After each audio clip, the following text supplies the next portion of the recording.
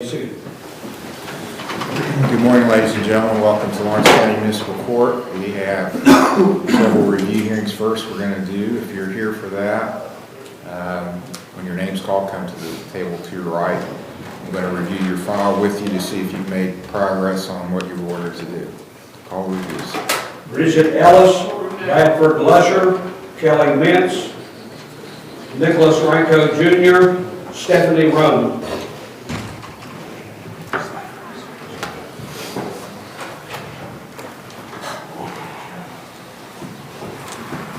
All right, Bridget Ellis is not here. That's disappointing. She was doing really well. This would be a warrant.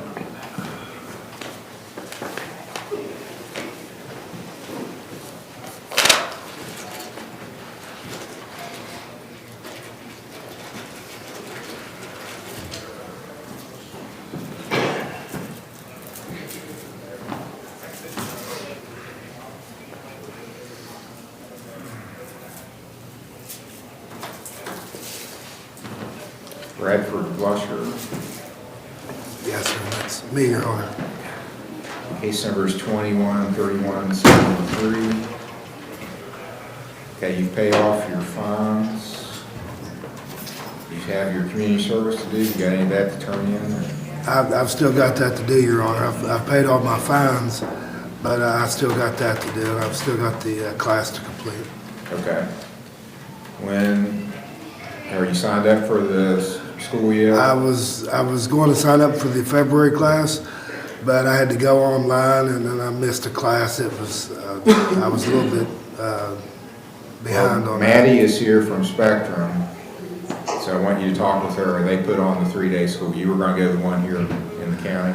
Well, there was one up in Columbus that was like 300. This one here is like 500, and one in Columbus is 300. And a lot of times I can go up in Columbus to work. I know a lot of people up there. And Okay. Well, you can go to any program that's approved by the state of Ohio. Any 3-day school that's approved by the state of Ohio. You just have to get it submitted, and you need to do your community service. How are you going to do that? I was really just kind of waiting on the weather to break and the sun to start coming up a It's going little to be earlier. 70-some degrees today, so. I know, it's finally getting nice, isn't it? Probably. You're going to do it here, or? Yes, sir. I was going to just come here and do that. Okay, well, let's get it done. I'll give you a new hearing date. I'll make it April the 10th will be your next hearing. April the 10th, Okay. 9 a.m. I want you to speak with Maddie from Spectrum about the 3-day school. Once you get that done and your community service, you don't have to come back anymore. Sweet. Thank you, Your Honor. You're welcome. Nicholas Ranko Jr. is here, 21116. And Mr. Ranko, can you pay anything on your fines? No, sir, Your Honor. I've been having a lot of problems. I really don't need to explain to you and waste your time, but I don't have no money today. Okay. Can you do it in another month? Yes, sir. Okay, April the 7th will be your next hearing. April 7th, 9 o'clock. Thank you. You're welcome. You have a blessed day. You too. Kelly Mintz was called. Kelly Mintz did not appear. Gets a warrant for failure to appear.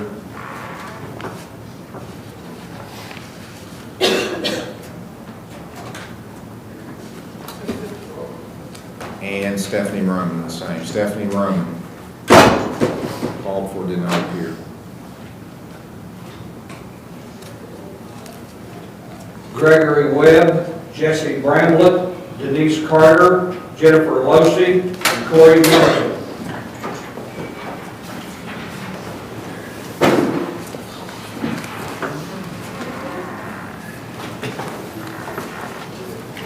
Gregory Webb is here today. Yes, sir. 05775. Do you have a payment today, Mr. Webb? I have $20. Okay, that'll work. See the clerk can make your payment, Thank you, Your Honor. and let me give you your next hearing date. April 7th. All right, thank you, miss. You're welcome. 9 o'clock, April 7th. Jesse Bramlett. Jesse Bramlett, 22-20-98, called for, did not appear, and hasn't done anything on the case, so it'll be a bench warrant.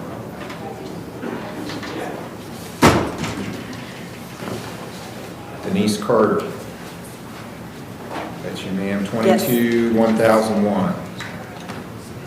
You made a payment recently on your funds, and that's really, I'm going to pay that off this week, okay? and I have my class signed up for March 16th. All right, for the driver intervention program? Would you say March 16th? Yes. Okay, yours is a newer case, so I'm going to give you more time. I'll set your next hearing for April 28th. If you get it finished by then, you don't have to come back. Okay. April 28th, I'm going to write that down. There's a form there. Yeah, You got it? yeah, I got it. Thank you. All right, that's the last Friday in April. Okay, thanks. Jennifer Losey. 22-262. You know, she is just earning some community service from the animal shelter. Okay, looks to be legit. Yes, Your Honor. Okay.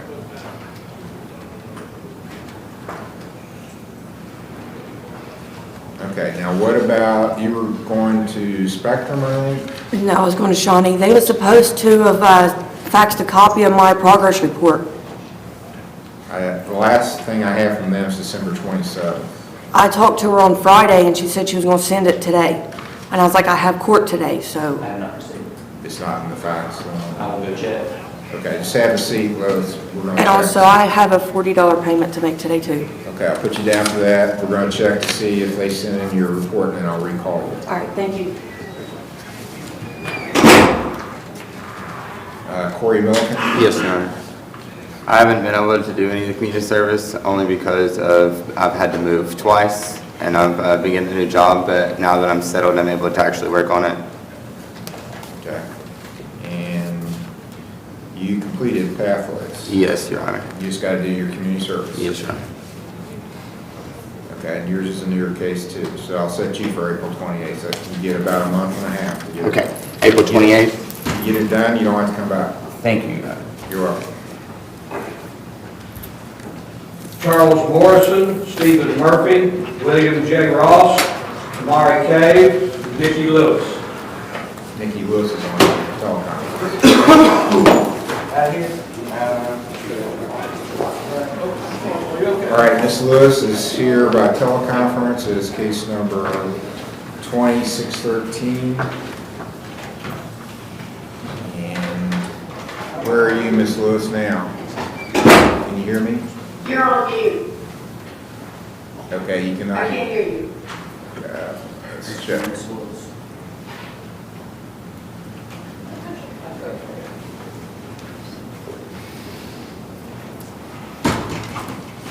That one? Can you hear me? I can hear Can you you. hear now? I can hear you. Can you hear me? No, that's not Captain Ford. Okay, I'm not muted on this end. Ms. Lewis, can you hear me? She's muted. You're muted on your end from what I see. Okay, we'll come back to her. All right, Charles Morrison.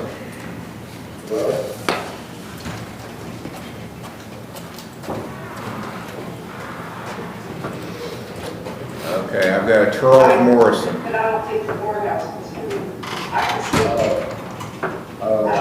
see. You're not Charles Morrison, are you? You're, You're sitting right there. what is your name, sir? What is your name?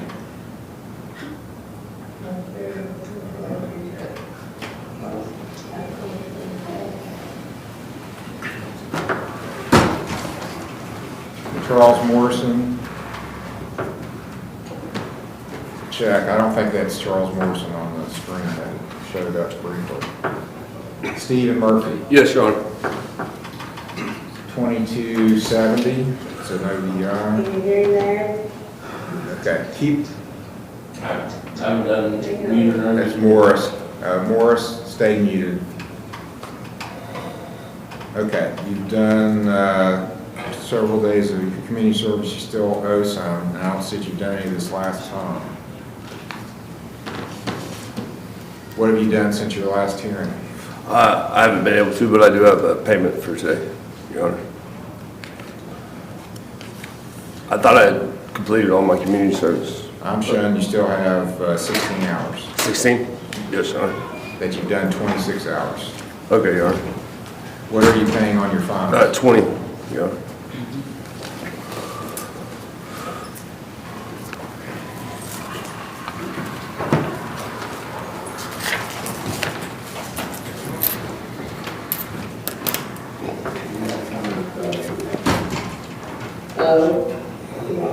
Morris, stay muted, please. I'm muting you. Don't take your mute off. Okay, I'll set your next hearing for April the 7th. Mr. Murphy, Yes, Your Honor. see the clerk to make your $20 payment. Thank you, Your Honor. William Ross, 22449. So domestic. Whoever's talking in the background, please be quiet. It's Morris. No, I'm showing she's muted. Hello? Hello?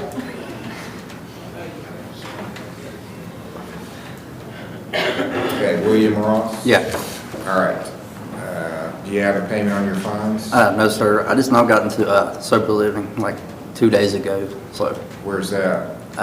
Southern Hope, I think it is. Is that correct? Inpatient or outpatient? Inpatient. Inpatient? Okay.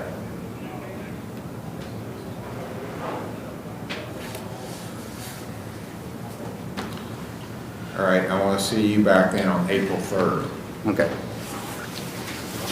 9 a.m. will be your next hearing. Thank you. You're welcome. Tamari Cave, Yes, sir. on OVI. Okay, you've got almost all of your fine. I'm showing a $25 balance on your fine. Yeah, I believe so. I'll pay that off. I just forgot my wallet. Okay, and you've got 2 days of community service left. Yeah, I'm almost completed with that. On my next court date that you provide me, I should have that done with a certificate for you. What about the driver intervention program? I'm not able to make it to it this month, and I heard that they're not having one next month. So I could be wrong, but that's what I heard. And So it'll be May before, 11th through the 14th. 11th through 14th of May? so those are the days that I'm going to be scheduling for. Okay, I want you to speak with Maddie about that. Then you've paid most of your fine, except $25. Get your community, you've got most of your community service, get it finished. I'll set you for May 22nd. That'll be after the 3-day school. If you complete that successfully and they send a report in, you don't have to come in. All right. If you paid off your fine and done your community service. Yes, sir. So that, you won't have to come back as long as you get stuff finished, which you should. Okay, now let's try to clear up the folks who are on the screen. So I've got Nikki Lewis. All right, Miss Lewis, can you hear me? Nikki Lewis.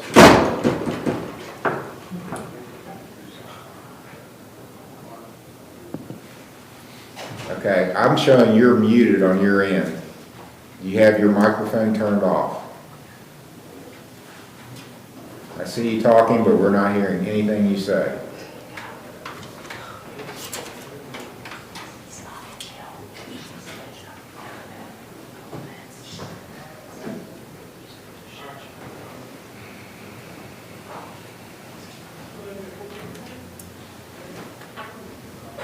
Okay, Nikki Lewis. Okay. Mrs. Lewis, you'll have to call in because we're not getting any audio from you.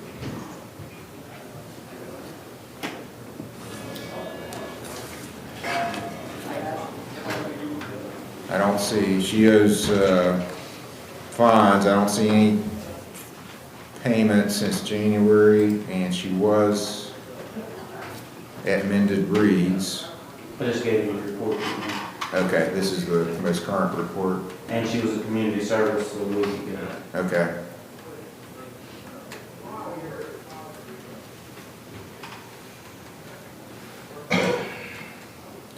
Does, Mended Reeds report does say she's been compliant with what her treatment program is.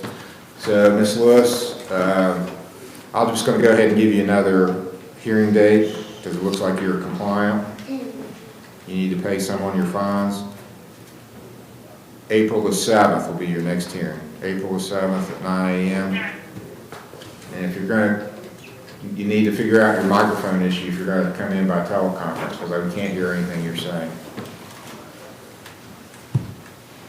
Okay, now I've got somebody on here that says Morris, but I've got a Charles Morrison file. Is there a Charles Morrison on here? Charles Morrison. Okay, not getting a response, so there'll be a bench warrant issued for failure to appear. Okay, that finishes the reviews. We'll start the arraignments now.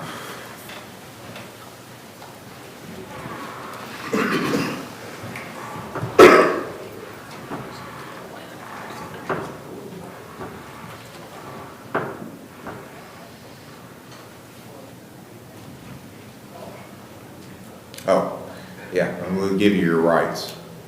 Okay, so everyone listen up. I'm happy to go over your rights again with you individually, but let's try to do it in a group. It's all things you've probably heard before.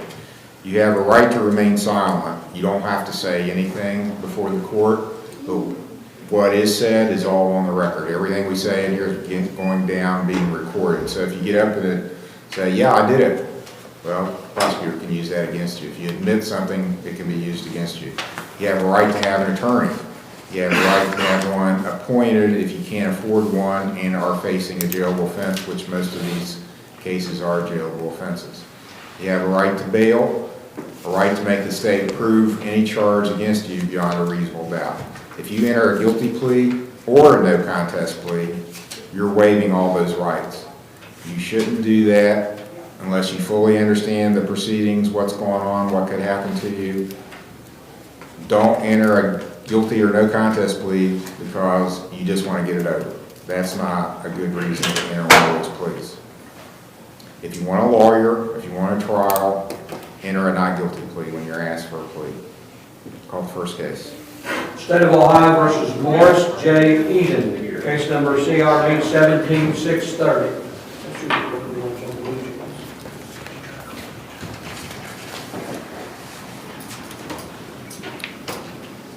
Okay, I think this Mr. Correen's case? It was.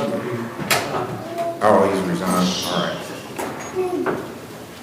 And this has a warrant, Your Honor. Is there a Morris Edens on here?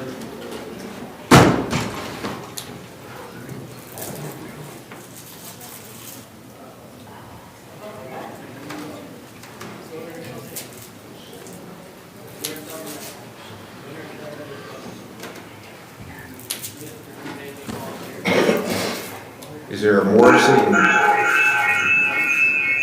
Morris Edens.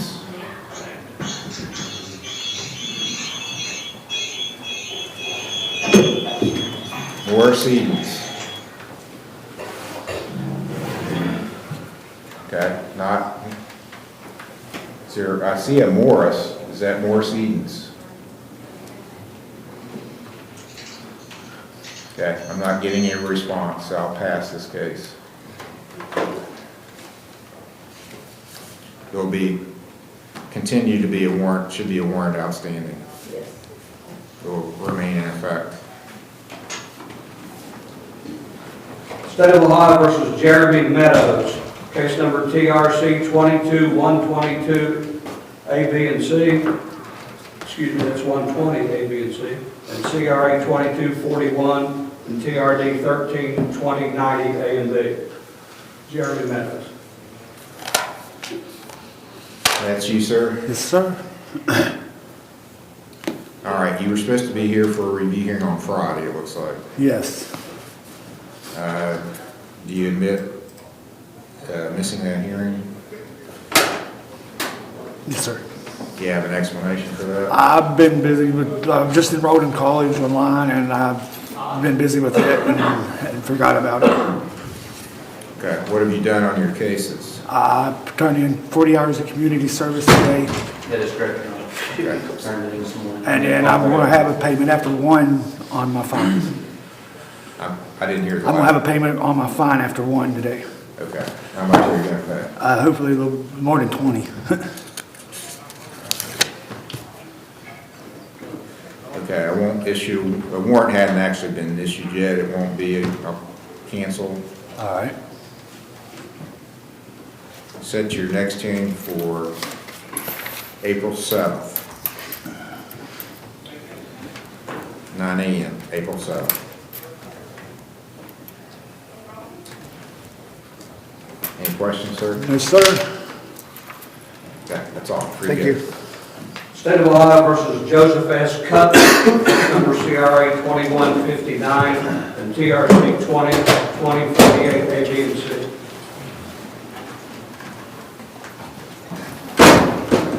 This is Mr. Steyer's case.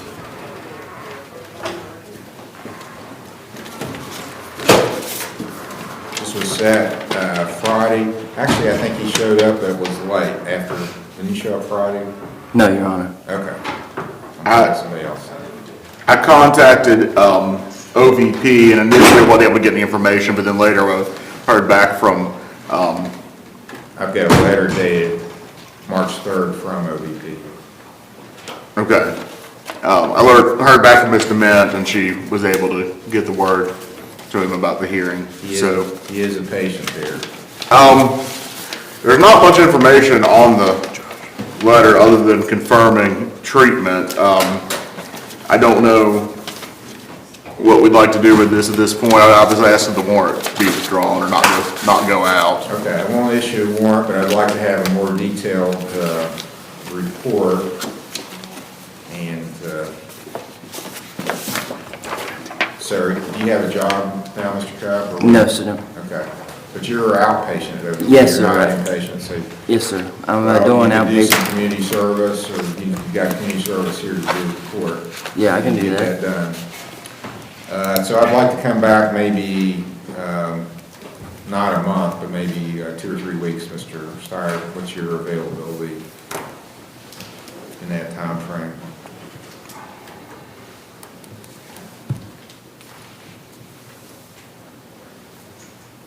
I'm here the 24th and the 31st in that time frame. I've got some jury trials scheduled Let's do the 24th. on the beginnings of the week. March 24th will be the next hearing. And we need to get a more detailed report from OVP for that hearing. 10 o'clock. I could have had all that for you, Your Honor, but I figured they would fax it over to Well, you. at least they sent something in saying you are going there, but they didn't really tell us much about what you're doing, so. State of Ohio versus Ray Ann Buchanan, case number TRC 21345, A and B.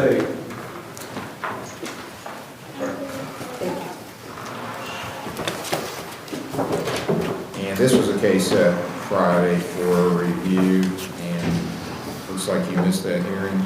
Yes, Your Honor, I accidentally saved the reminder for this Friday and didn't realize it was last Friday. Okay, so you have to do your community service and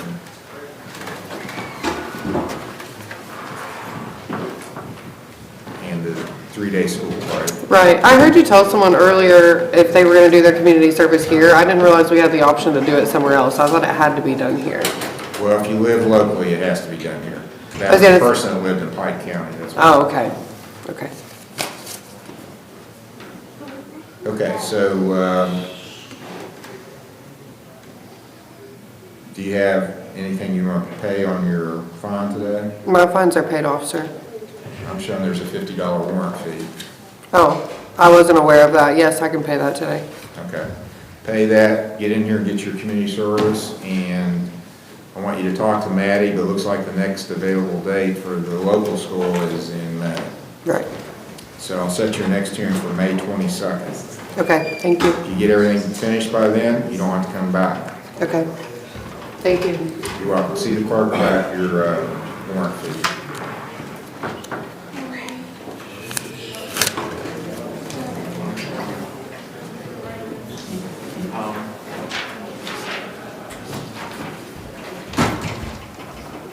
State of Ohio versus Robert Reynolds, case number TRC 2510, A, B, and C, CRA 19455, TRD 1913-75, TRD 1923-40, and CRD 19599. All right, Mr. Reynolds, you're here early, is that right? Or- No, sir, I missed Friday. Okay. Yeah, I was looking at the wrong date. All right, you were supposed to be here Friday. Yes, sir. Do you have an explanation for not being? I was just working and just didn't keep up on it, I guess. Okay. Do you have a payment you're making today? I don't have no payment today. I did get a paper showing everything that I do owe. I'm gonna try to get that paid by Friday, or at least by next time I come into court. I got my driving school scheduled. I get to take it care of the 16th of this month. And hopefully that'll tie everything up. Okay, I'll set your next hearing. You're going to the school this month then? Correct. Okay, I'll set you for April the 10th as your next hearing, 9 o'clock. If you finish everything by then, you don't have to come back. Thank you. You're welcome. State of Ohio versus Andrew Curry, CRB 2361 and CRB 22351.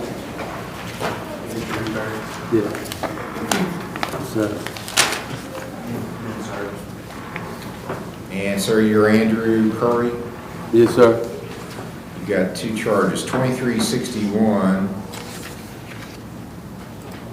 is a complaint alleging that on January the 19th of 2023, in Fayette Township, you deprived Walmart of property without their consent.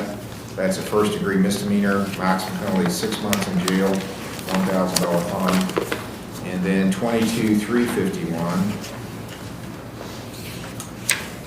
alleges that on May the 19th of 2022, in Union Township, you purposely deprived Kenneth Crabtree of property, being a cordless impact racket wrench and extensions without his consent. That's a misdemeanor theft offense. Maximum penalty 6 months in jail, $1,000 fine. You understand these 2 charges? Yes, I do, sir. You understand the rights you have as a defendant? A little bit, maybe. Well, you have a right to remain silent, you don't have to say anything, you have a right to a lawyer, you have a right to have one appointed. You understand all that? Yes, sir. How do you want to plead to these charges? If you're not sure what to do, you should enter a not guilty plea.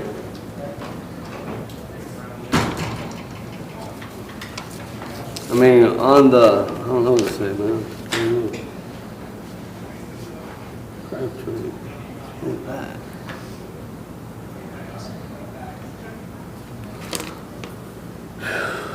Okay, I'm going to enter a not guilty plea for you. Yeah.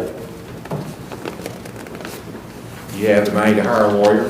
No, I don't, sir. Do you have a job? No, I don't. I do yard sales stuff. I'll appoint Mr. Steyer to represent you. All right.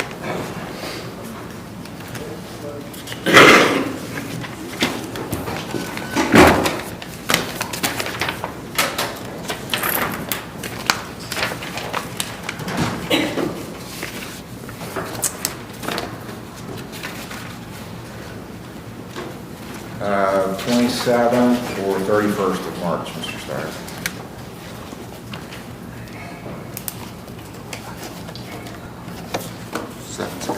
31st, please, Your Honor. All right, March 31st will be the pretrial for Mr. Curry. He can sign a $1,000 signature bond.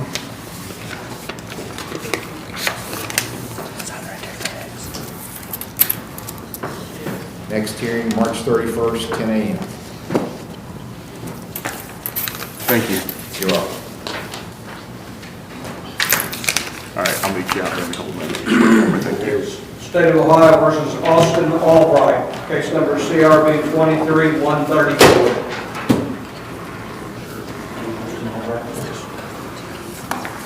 Yes. Sir, are you Austin Albright? Yes, sir. Mr. Albright, it's alleged that in Fayette Township, on March the 5th, you purposely deprived Walmart of property without their consent. It's a theft offense, maximum penalty 6 months in jail, $1,000 fine. Do you understand the charge? Yes. You understand the rights you have as a defendant? Yes, sir. How do you plead to this charge? I guess not guilty. You want a lawyer appointed to represent you? Yes. Are you working? Do you have a job? Yes. What do you do? I work at State Electric at a warehouse. Are you paid by the hour? Yes. How much per hour? 15 an hour. 15? 15 an hour. Is that 40 hours a week? Yes. Do you have any dependents? Yes. Tell me about that. Who's dependent on your income? I have a 1-year-old boy and Okay. a 7-month-old daughter. You got 2 kids? Yes. Okay. You're going to be eligible. I have a guideline I have to go by. It depends on your family size as to how much money you can make and still get a court-appointed lawyer. So you are eligible. Mr. Thompson?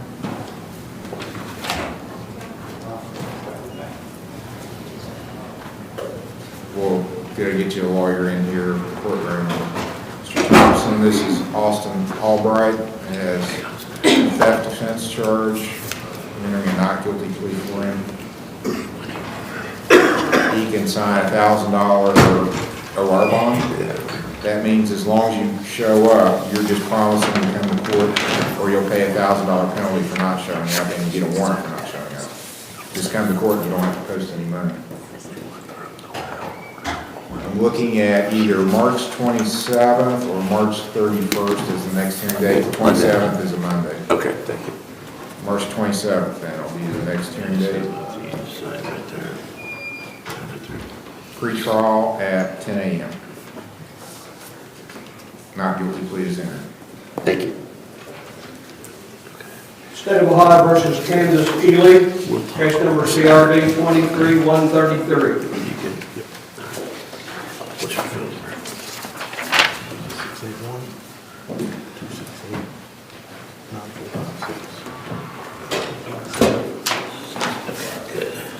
681-268-945. Ma'am, are you Candace Ely?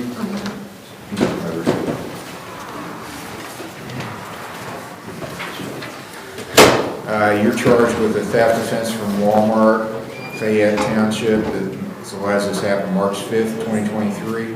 Maximum penalty 6 months in jail, $1,000 fine. Do you understand the charge? Yes. Do you understand your rights? Yes. How do you plead? I'd like to plead, I guess, not guilty. You Would that be are. in my best interest to? Well, as I said before, if you're not sure what to do, not guilty is your safest bet. Okay. It preserves all your rights. Okay, I'll not enter a guilty. not guilty plea. Yes. Do you want a lawyer appointed? That'll be fine. Do you have a job? No, You have no income? no, I know. I'll appoint Mr. Morford to represent you. We'll get him in the courtroom and introduce you. Mr. Morford, please.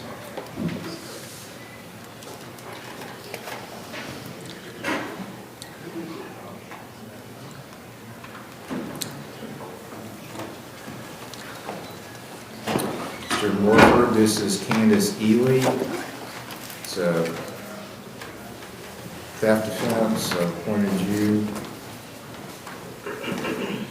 And I'm looking at March 27th or 31st for pretrial. And she can sign a $1,000 signature bond.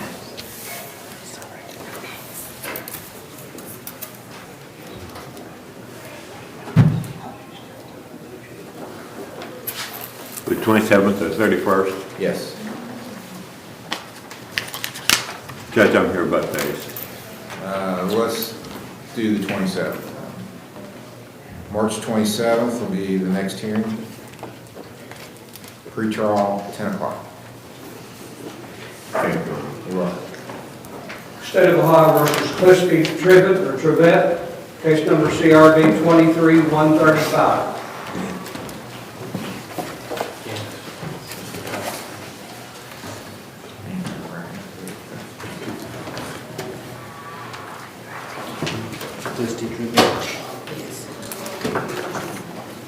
And ma'am, is it Christy Trevette? It is. Ms. Trevette, it is alleged in the complaint you committed a theft offense at Walmart, Fayette Township on March the 3rd. It's a first-degree misdemeanor, maximum penalty 6 months in jail, $1,000 fine. Do you understand this charge? I do, Your Honor. You understand your rights? I do. How do you plead? No contest. May I explain what happened? Well, let me read what the affidavit says, and then you can make an explanation. The affidavit's from Walmart employee, looks like Ryan Spenda, I think is the person's name. Says, I was watching Christy on the sales floor.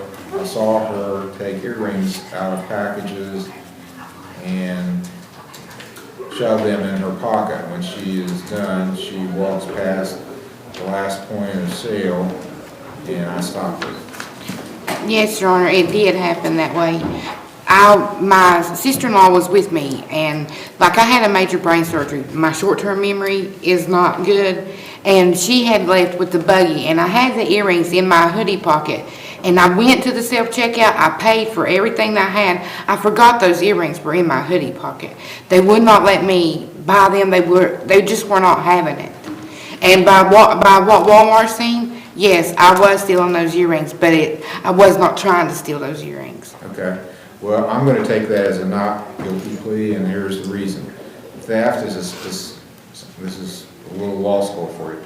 Theft is a specific intent charge. There are certain charges the state of Ohio at least has to have circumstantial evidence as to what your intent is, like murder. Murder is a specific intent. You had to intend to kill somebody before you can be convicted of murder. Yeah. If you negligently kill them, that's not murder. You have to intend to steal to be convicted of theft. If you accidentally walk out with something you forgot about, that's not theft because you didn't intend to take it. So I'm going to enter a not guilty plea for you because you told me you didn't intend to take this. Right. Do you have the money to hire a lawyer? No, I don't. Do you have a job? I do not. Well, I'm going to appoint one for you. Mr. Tyler Smith will be appointed to be your lawyer. We'll get him in the courtroom.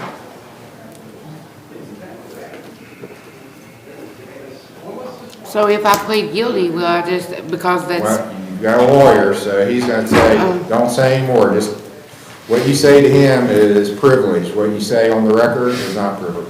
She tried to enter a no contest plea, but then she told it's a Walmart theft offense. Okay. That she just forgot about something that was in her hoodie, that she paid for everything else. She didn't intend to take it. So I said, well, that's a not guilty plea. So I'm entering a not guilty plea. She can sign a $1,000 signature bond. And I'm looking at March 27th or March 31st is next Tuesday. Either day works for me, Your Honor. Okay, let's go to March 31st on that. That's a Friday. March 31st, pre-trial, 10 o'clock.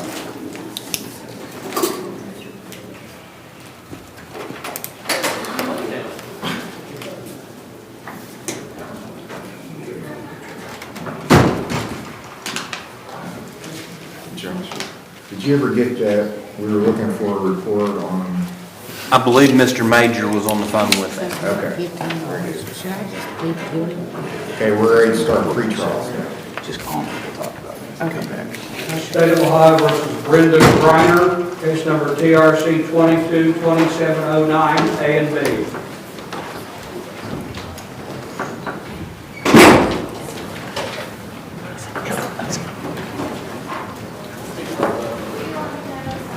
Okay, this is Mr. Cummings, right? actually, is it Mr. McCown's case or yours? It's mine, Your Honor. I'm sorry? It's mine, Your Honor. Okay. Is it set for a pretrial today?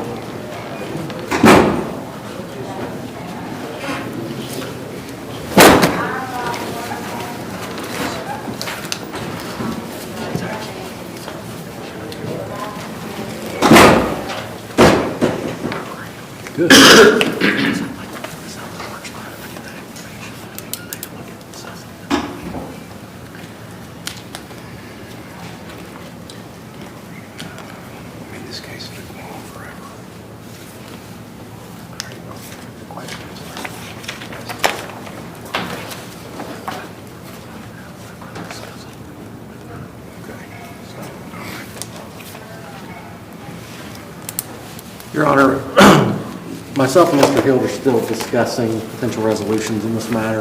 If we could maybe set this for April the 3rd. Okay, that should be fine. Is there any time issues here? We're going to ask for a time waiver. We'd waive time for the period of continuance, Your Honor. All right, April 3rd will be the next hearing, pretrial, 10 o'clock. Thank you, Your Honor. You're welcome.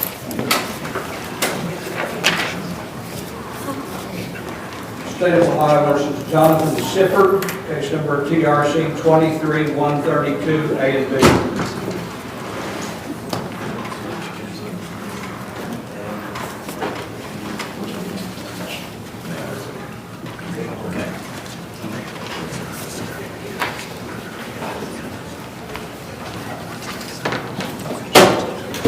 Your Honor, I believe we filed discovery in this matter, but we haven't received it back yet.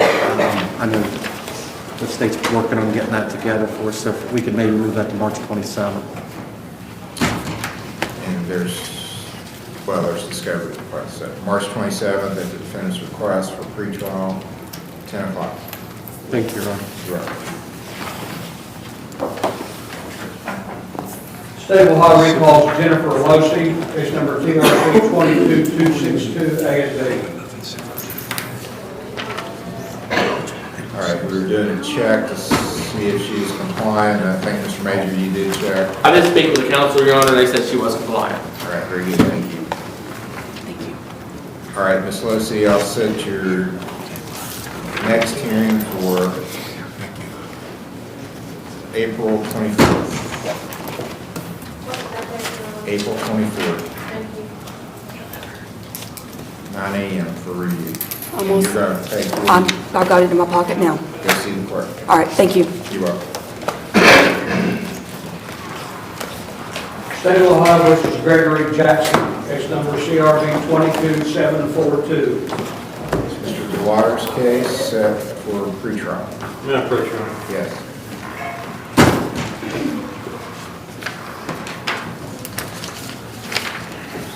Judge, this was a case we were here on a few months ago.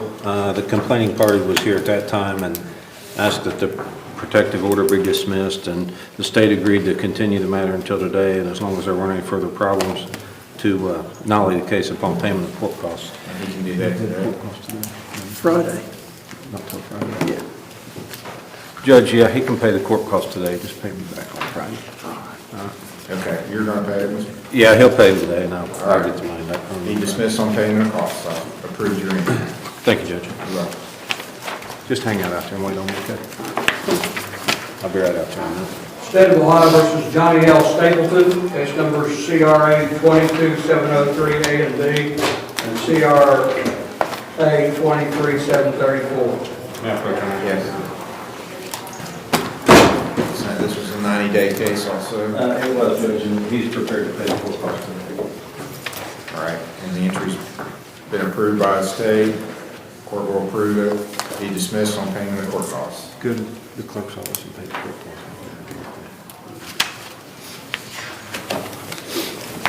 State of Ohio versus Kimberly Gannon, case number TRC 213329, A and B. Kimberly Gannon? She's in the,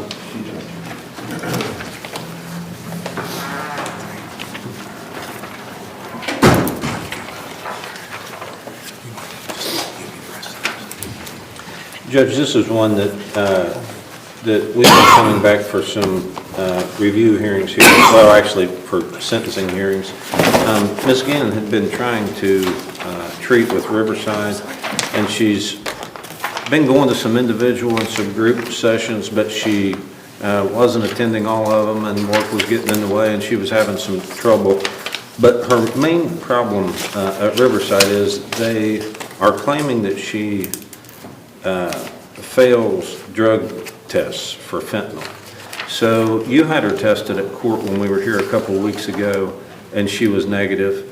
In anticipation of today's hearing, I had her go to the hospital to have a blood test done. And I've got the results of the blood test from St. Mary's. She was negative for all substances. And then I had her drug tested again. Based on the court's direction this morning, she was also negative. I've got those two results here. Okay. Yes. So I don't know what the disconnect is or why. Ms. Gannon indicates to me that she tests negative at Riverside, but they claim every time she takes a test that the line's too faint. I don't know. I'm not involved in those conversations, so I don't know whether that's true or not. But I have suggested she may want to switch providers to get a second opinion on her on her level of care required and if she needs further treatment. So she has set up an appointment this coming Friday with a different treatment provider. Who would that be? The one that she chose, this was before court today, this was last week, Steps down in Ironton. I don't know if the court's familiar with them or not. I don't know anything about it. Mr. Hill. Heard of them, and I'm trying to think where their office is because I've seen it. Oh, I got it wrote down. I think it's on like 4th in Ironton. I go Wednesday. Oh, I thought you told me Friday. No, Wednesday. I go Wednesday for an assessment. Well, the fact that she's brought in some clean drug screens is encouraging today, and I know she's had some problems in the past and issues related to that. But we don't want to leave her in a position where, you know, she's not ready to have the amount of freedom that she might get by switching. We don't want that to cause problems for her. Well, I'm ordinarily against switching, but with the problem here, we continue to have these drug screens for whatever issue that are positive with Riverside, but then other screens are negative. So I could understand how that could create some tension. So, but I would prefer that she go with a provider that's works with the court and is trusted. I don't know anything about Steps. She's okay with that. She hasn't even been for her first appointment there, so she can How about switch to. Bethesda? Have you talked with her? They actually helped me with the drug screen this morning, so she can talk to them. She's happy to do that. Let's try that and come back in a month, see where we are. So, around the 7th of April, what's your schedule? Probably fine. I actually have to be here on April 3rd. Okay, that works. April 3rd will be the next hearing for sentencing, 10 o'clock. Thank you. Talk to Taylor before you leave today. I think she went out in the lobby. I think that's who you worked with on the urine screen anyway, so. Okay, thank you, Your Honor. You're welcome. Your Honor, for all the staples and these other two charges that are on the screen, are those also dismissed? I put all 3 cases on the proposed entry. I did not prepare 3 separate entries. So it had all 3 cases? It had all 3 So cases. just put all 3 on the one and just, Yeah. okay, thank you. Thank you. You're welcome. State of Ohio versus David Martin, case number CRB 2338. This is Mr. Holt's case. Need Mr. Holt in the courtroom. Mr. Holt. Morning, Your Honor. Morning.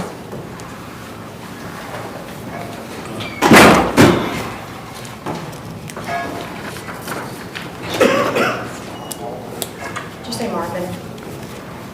Martin, M-A-R-T-I-N. Your Honor, if it pleases the court, we had a chance to review the evidence in this matter. There was a co-defendant who actually came before the court earlier in the year, pled guilty, and I was urged by Mr. Holt to take a close look at whether we could prove that they were both, complicit in the theft. And really, once looking at it closely, it was obvious that the person who has already pled guilty was guilty, but I don't think that we have enough evidence to prove that Mr. Martin was also guilty. So we would be moving to dismiss this case. Okay. All right, thank you, Your There's Honor. no objection to that? No objection. Be dismissed. Thank you. Thank you, Your Honor. You're welcome. Okay, thanks. Appreciate it. Have a good day. Too. State of Ohio versus Carol Wolosik, case number TRD 2328, TRC 222589, A and B. Okay, this is the case I was thinking of before. We need Mr. Steyer. Yeah. Mr. Steyer in the courtroom, please.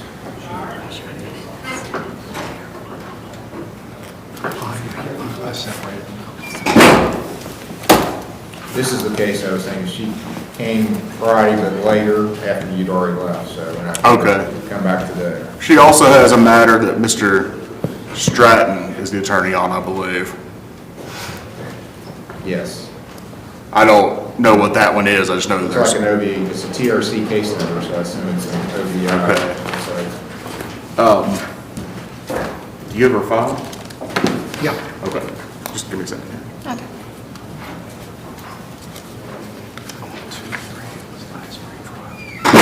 It is an OVI. Is this the one I'm on? Or Stratton's on? Oh, it's one Stratton's on. Yeah. Okay. So I don't know if that's anything we can do about it today, but. So I think Mr. Stratton is representing her on an OVI. I'm representing her on a DUS, on a separate incident. My DUS is probably somewhat dependent on the OVI situation. So what I would suggest today, if we could, would be to continue this to a date that we expect Mr. Stratton to be there. I don't think he's usually here on Mondays, is he? I think he's Friday only. I can check and see when he's going to be back. Give me a date when he's going to be back.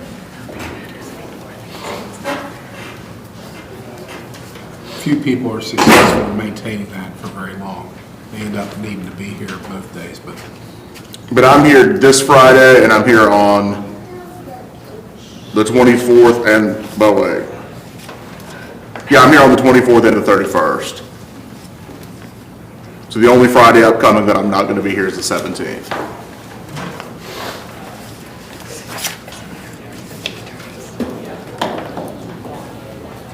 It doesn't make sense.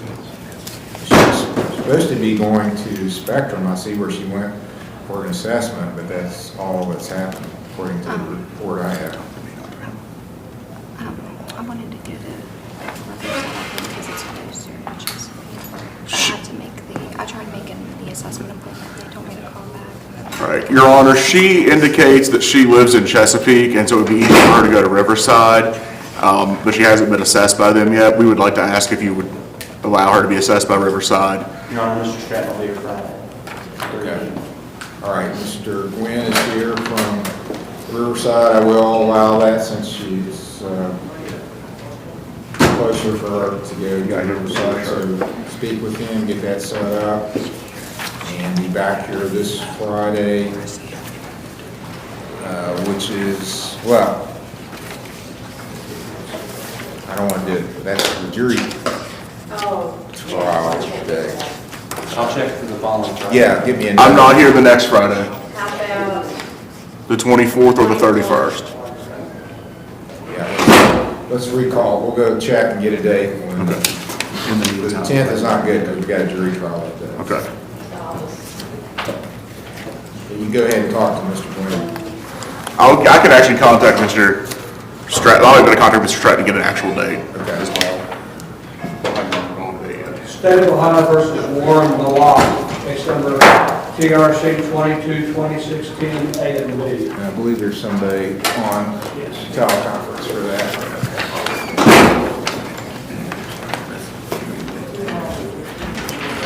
All right, Mr. Roberts, I see is appearing by teleconference. Can you hear me, Mr. Roberts? Mr. Roberts, can you hear me?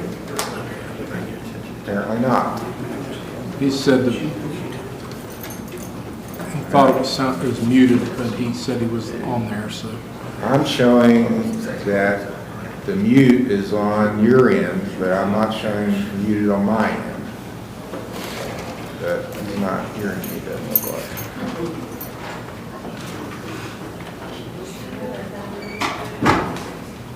He's not.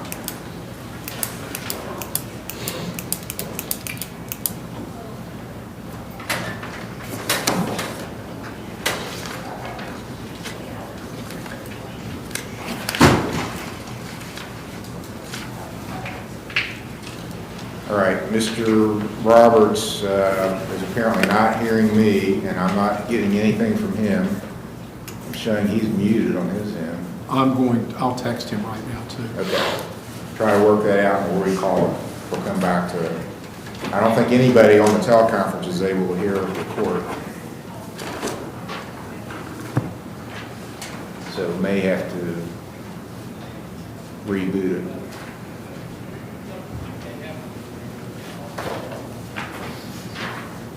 Okay, how about now? Mr. Roberts, can you hear me now? Okay. State of Ohio versus Casey J. Jackson, case number CRB 22-510 and CRB 22-165, A and B.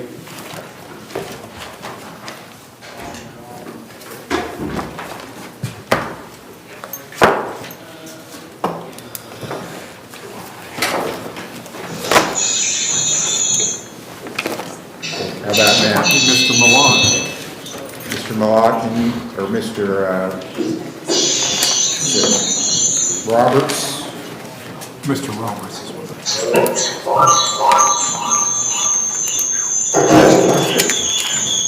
Technology is so wonderful.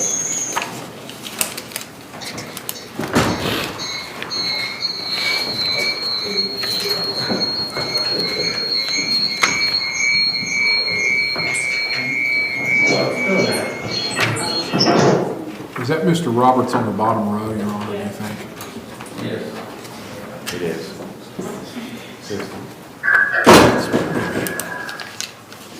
I may have had it.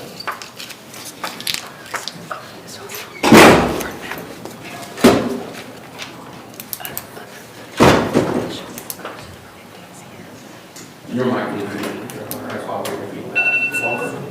And he's muted. Yeah, your microphone, your mic is Looks like it is. up here at my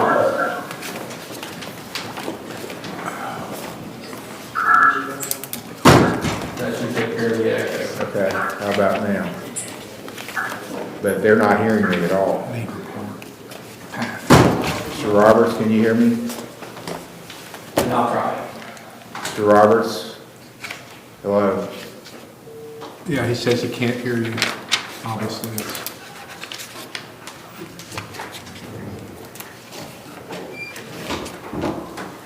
Try it now. Can you hear us now? All right.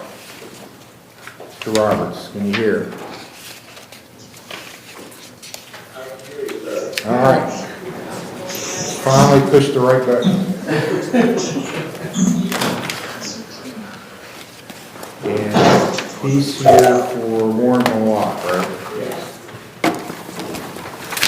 We'll get to you next, Mr. That's fine. Yes, it's case number 22-2610. And I have this down as a pretrial on the motion. Your Honor, if it please the court, we had an opportunity to negotiate on this, and first of all, with respect to the amended motion, one of the factors that Mr. Roberts had set out was having to do with the chemical testing. So we were able to get a response from Gina Wallach, who is the head of the testing unit there at the Ohio Department of Health.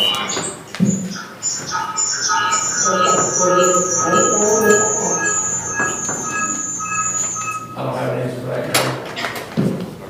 Well, somebody joined, so I don't know if their microphone's on. Oh, it's Mr. Milan. Go ahead, Mr. Gill. So I believe that issue was put to rest because Ms. Wallach provided a very comprehensive response to the issue. It had to do with the testing solution and all that stuff. But Mr. Roberts had filed a motion previously for us to look at the actual stop and the procedure in the arrest. And so we did that, and having done so, we've determined that we would be agreeable to, if Mr. Malott were to plead guilty to a reckless operation and agree to do the DIP school, that we would dismiss the OVI. And I'm happy to recite more closely what our belief is on the facts. So I guess you're telling me there are some issues with probable cause for the stop? Yes, well, Your Honor, there are, and the basis for the stop comes down to a one time over the dash center line, and the trooper followed him for, I don't know how long, but it appeared to be at least a mile, and the driving in the proper lane and the whole everything appeared to be appropriate. He also paced, the officer says he paced Mr. Malott at 60 to 65 miles an hour, but there was no radar indication of that. It didn't seem to be an outrageous speed given the circumstances. And so that was our feeling. And the test score, while it is over the limit, it's 0.108, it is over the limit. We felt that given the facts as they presented themselves, that it was not, it would not be inappropriate to offer the reckless operation if he did the DIP school as well. All right, Mr. Roberts. It would be our desire, Your Honor, to accept that offer and have Mr. Malott do the DIP school in exchange for a reckless stop. Okay. All right, well, what I'd like for him to do then is go ahead, before I reduce it and sentence him, I want him to go ahead and do the school, because after I've sentenced him to a reckless operation, that's just a fine. There's not much I can do if he doesn't go. So, my understanding, well, he may be, where will he be going to driver intervention firm? What school would he want to go to? Your Honor, I sent him the information last night. So I'm not sure he's made contact yet with schedule it, but he has the state of Ohio's website. Okay, see, all right, see, not necessarily the one here in Lawrence County, because I don't think there's another one until, there's one in April, and I think. What's that one, Matt? It's March, we have one March the 16th to the 19th, and then May the 11th through the 14th. The one, there is not one in April in Lawrence County, so. When, I guess the thing is, when do you think you could finish a 3-day school? Your Honor, I think if we gave him a month, I think that would be sufficient. Okay. All right, so I'm looking at a hearing date somewhere around April 7th. It doesn't have to be that exact date, but when would you want to come back to court? Could we do that following Friday, April 14th? Yes. All right, I'll set it as a sentencing hearing then on April the 14th at 10 o'clock. I'd like for Mr. Malott to be here then at that time. You can appear by teleconference if you want. And so the court's accepted a plea? I will, I'll go ahead, no, I'm going to wait and accept the plea then, because if I go ahead and reduce it, then there's nothing I can do if he doesn't comply, really. And also, we would need Mr. Roberts' agreement to waive time. I could find out time waiver, I won't do that in my main office until late this afternoon, but I'll have my secretary file a time waiver. If I just do an entry that says approved by teleconference, is that okay? That would suffice as well. All right, April the 14th, 10 o'clock will be the next hearing. Thank you, sir. Thank you. All right, so now we're back to Casey Jackson.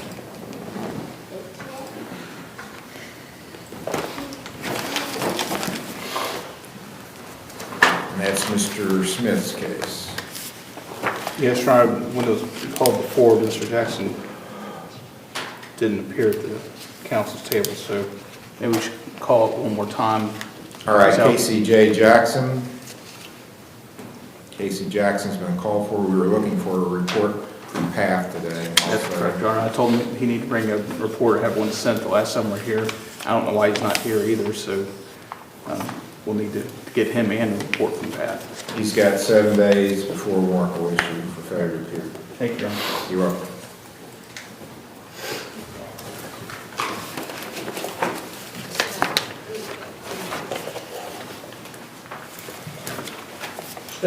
State of Ohio versus Leanne Gibson, case number TRC 2371 A and B. Mr. Steyer's case set for pretrial.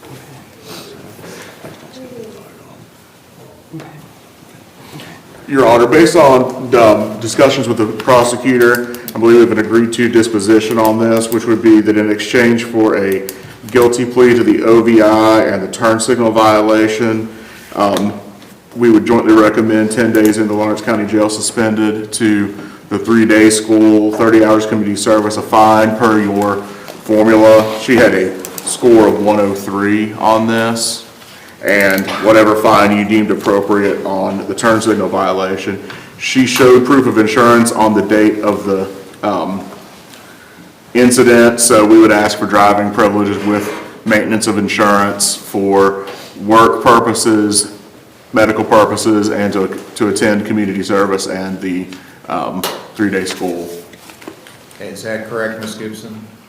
Do you have any statement you wish to make? Okay.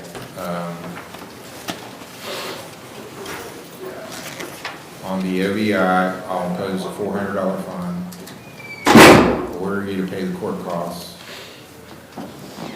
You get a 6-month license suspension that started the day of the incident because you got an automatic license suspension January 22nd, so it'll be over July 21st, but you have to contact the B&B to get reinstated. That doesn't automatically go back into effect. It'll be 20 days in jail, but I'll suspend all 20 days on the condition that you do 5 days of community service with the court's community service program. You are local. 2 years of probation. You have to go to the driver intervention program, which is a 3-day school. You can have permit to drive for work, community service, to come to the driver intervention program.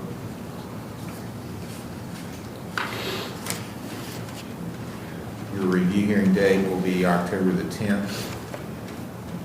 If you get everything finished by then, you don't have to come in. That's a hearing to see that you did do what you're ordered to do. Okay. If you don't show up, you get a warrant. So I don't want you to go to jail. You shouldn't have to go to jail, but you can go to jail if you blow this off and don't do it. Don't come up to your hearing, you'll get a warrant, and that's how you could wind up going to jail. And believe it or not, people do that. Okay, on the turn signal, I'll impose a $10 fine. I want you to speak with Maddie from Spectrum, who puts on the 3-day school, and Mr. Major will be your probation officer. After that, you're free to go. Any questions? Okay, that's all. Thank you. State of Ohio versus Edith R. Gregory, case number CRV 23121. And Your Honor, there's a co-defendant on this, Mr. Mabe, who is Morford's client. Okay, let's call them both. Edith Gregory and Mr. May. So we need more for this. State of Ohio versus Mapes, I'm Thomas P. sorry. Mapes, case number CRV 23120.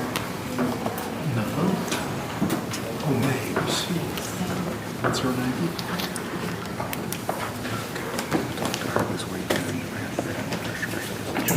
It's Mabes, M-A-B-E-S.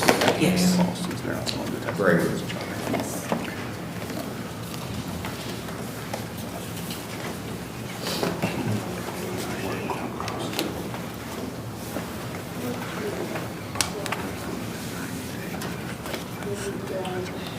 Well, I guess.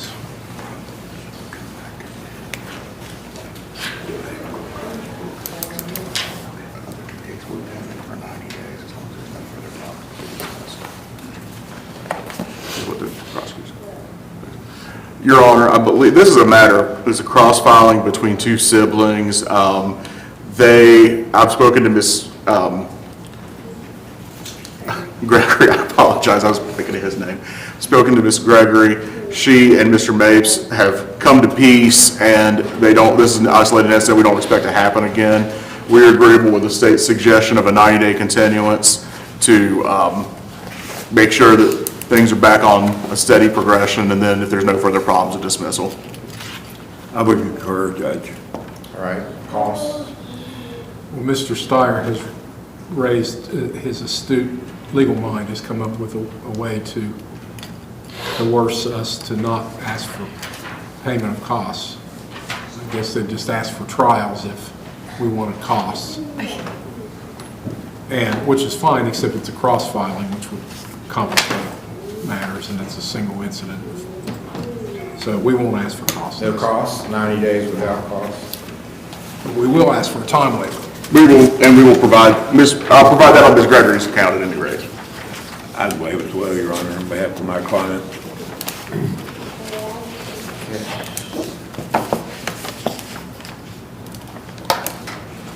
June 9th is the next 10 date. Can I check my calendar, Your Honor? I have it. Yeah. They don't have to appear if there's no further problems. I don't see any reason for them to appear. I have a vacation scheduled in June, but I'm not sure which days. And it appears to be later in June, and the 9th is available for me.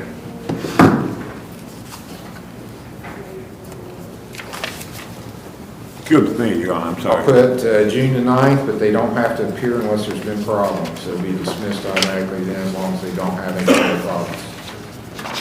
Good to go. Take care. Thank you, Your Honor. You're welcome. Okay. Two of these. Take that. Thank you.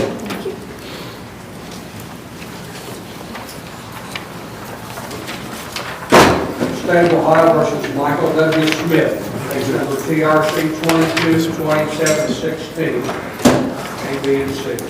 Give us the I'm sorry, yes. Mr. Steyer's case, we have it set as a pretrial. Your Honor, you may recall that Mr. Hill and I discussed this matter with you in chambers this morning. Mr. Smith is willing to attend the driver's intervention program, and we're going to ask to move this case out beyond that. Which date are you likely to go to attend? Okay, there's not going to be one, the next one in March is just in about a week or so he hadn't had time to get into that one. And then there's not one in April for some reason. So it's going to be May before we can get it back in here. It's May 11th through 14th. So I'd just like to get a court date convenient after the Oh, that's April, okay, that's why I was confused by that. We could do the 15th or the 19th, that would be. Let's do the 19th. Make sure we have enough time to get the report. So the defendant agrees to waive time to the 19th. Your Honor, we will waive time constraints to accomplish this. Next hearing is May the 19th. Does he need to speak with Maddie about the scores? No, I believe he's already spoken to her. He's got a form and filled it out. I introduced him to her this morning. All right. May 19th, 10 o'clock. Thank you. You're free to go.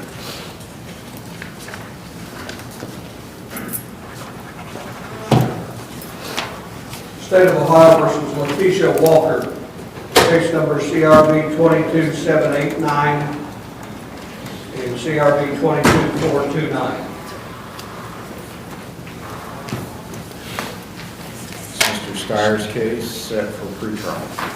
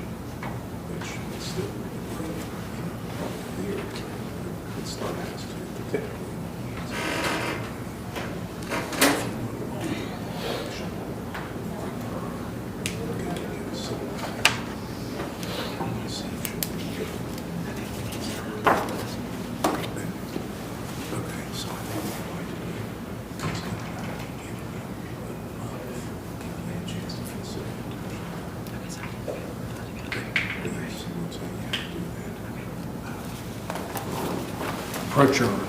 Yes.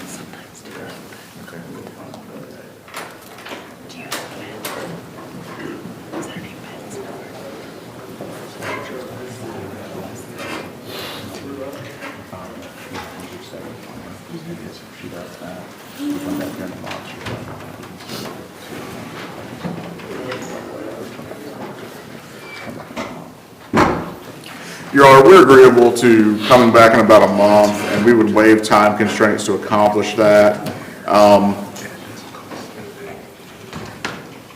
The court date closest to a month is actually the 3rd, which I have a jury trial set for, and I have a jury trial set for the 10th, and one set for the 17th, so, but the Fridays in that month are pretty clear. How about the 7th?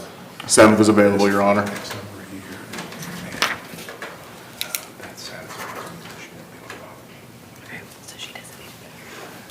Well, I'd like to know at least that you've got the protection. Don't leave, I want to talk to you a little bit. Okay, can you text? Can we text on that number? Yes. I'll text. Can you? Yeah, just wait out there for me, I'll talk to you in a few minutes. And when are we coming back, Your Honor? April 7th? So, yes, we want to hear from you, and obviously, we want you to. Okay, next hearing will be pretrial April 7th, 10 o'clock.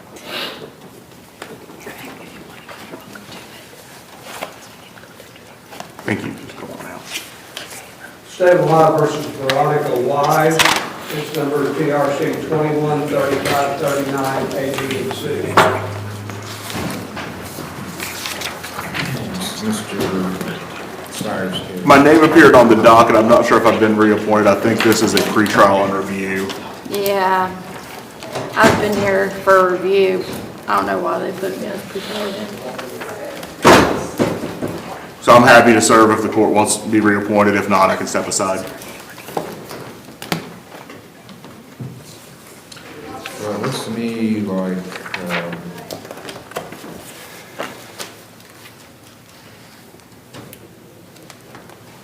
we were looking for a report from Pathways. What is that girl's number? I think it should have been on a review docket today.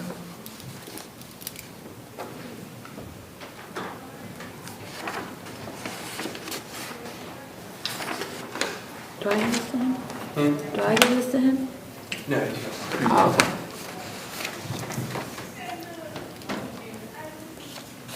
Okay, well, it is a report, and it's dated March 1st, so it's fairly recent.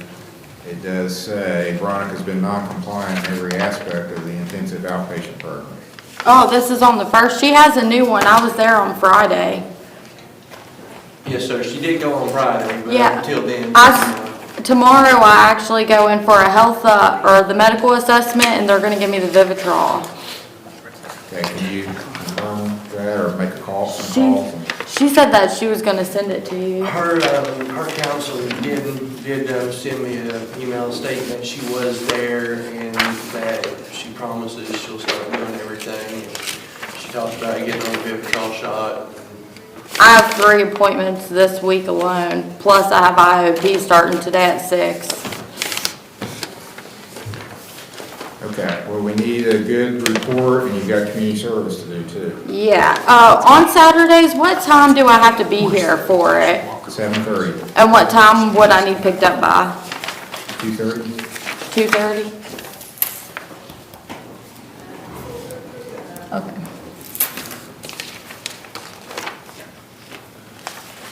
Well, I'd like for you to come back fairly quickly then, because this is not a good report. So we need to see that you're going to get a good report. Okay. We got a report, but it's not a good one. She told me on Friday that she personally was gonna give me a month before she decided if I needed in care or not. She was gonna give me this one last opportunity. Okay, well, I'm going to make it quicker than that. I want to see you on March 27th. 22nd.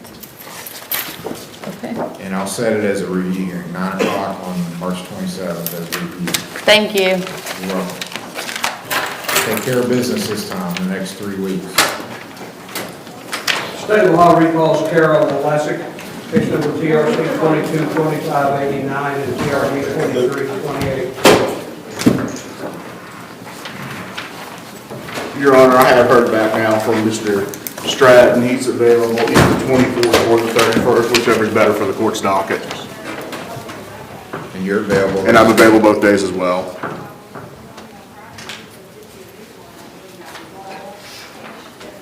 Thirty-first.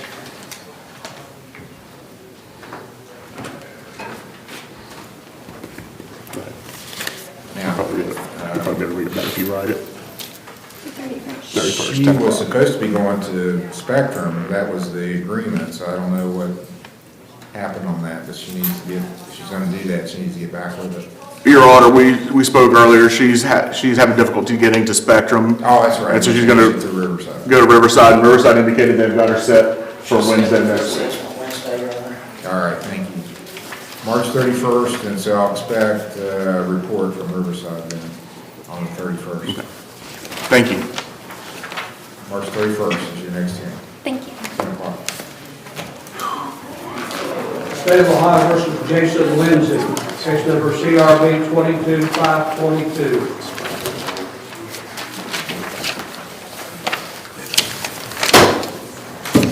Mr. Thompson's case. And Mr. West, is he still here, Mr. West?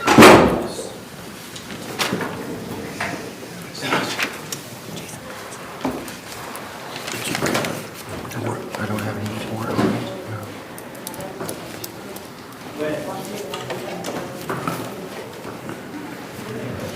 What happened with the work? Oh, I told you the insurance wouldn't cover it, so I have to back it. Been there this past month.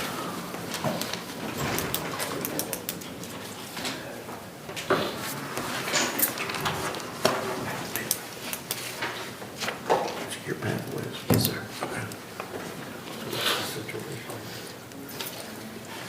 This guy, I don't even know who this is.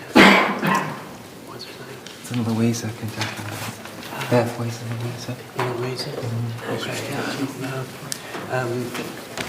You want me to call and get, I'd like to have a report. He's not here. what's your name? Jason Lindsay. Jason Lindsay. Okay, we'll recall this and we'll try to get a report from Pat. Okay.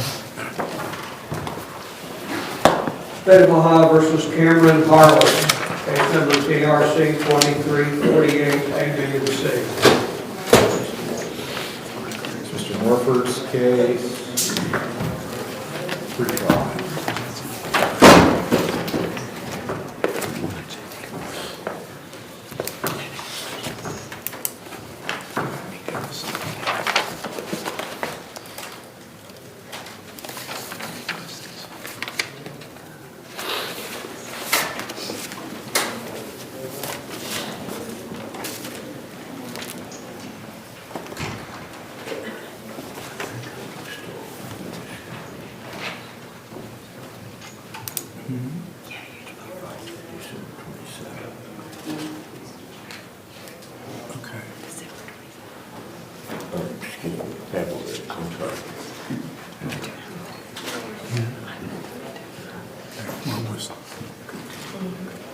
Yeah.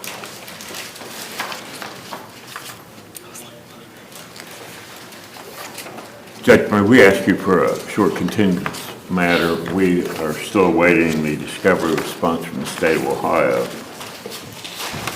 Okay.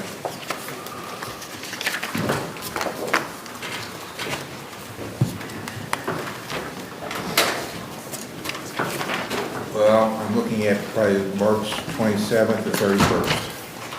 I think I'm here both of those days. March 27th. And the next hearing is a pretrial at 10 o'clock.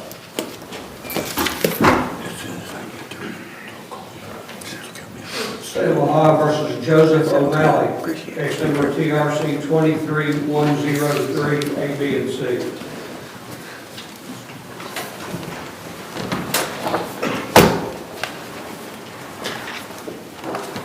Mr. Morford's case, pretrial.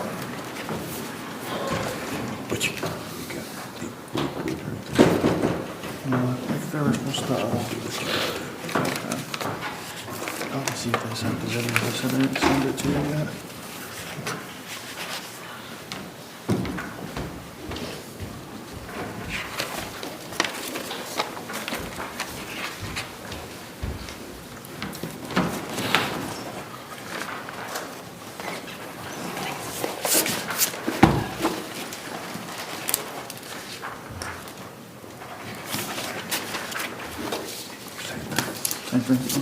Here's what we sent to get it. Okay. Judge, it's the same as last case. We don't have discovery yet, filed on the same date, February 27th. Okay, March 27th, Thank you. March 27th? the pre-trial, 10 o'clock. March 27th. I see that. All right, thank you, sir. State of Ohio versus Kyles D. Sias, case number CRB 22794. Kyle Sias. Thank you. You too. Thank you. Kyle Sias is set for pre-trial today. Mr. Morford. Did not check in, Your Honor. Judge, when we were here on February 24th, he was in Cabell Huntington Behavioral Health Unit. I, of course, not been able to call in and find out anything due to HIPAA. I've not received any phone call from him or anybody associated with him. Yeah, it was his mother was the victim in this case. We've spoken with her March the 1st, and she indicated that he was at the other mental health facility in Huntington, Mildred Mitchell Bateman, and that if he was out by then, she would make sure he was here. So I'm assuming that he's not out. So how do you want to proceed? We don't have a problem with continuing it. But what I'd ask for, Your Honor. March 27th.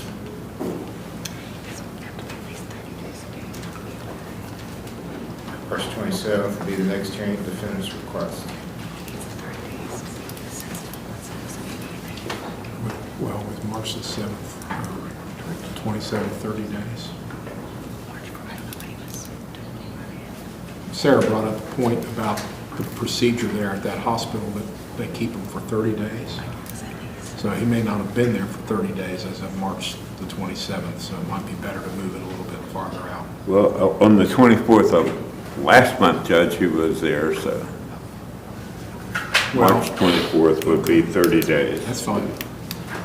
Okay, we'll just keep it that date as a status. If it's not available, we can move it down. Okay. Thank you, Your Honor. State of Ohio versus Tiffany R. Vaughn, case number TRC 222346. Tiffany Vaughn.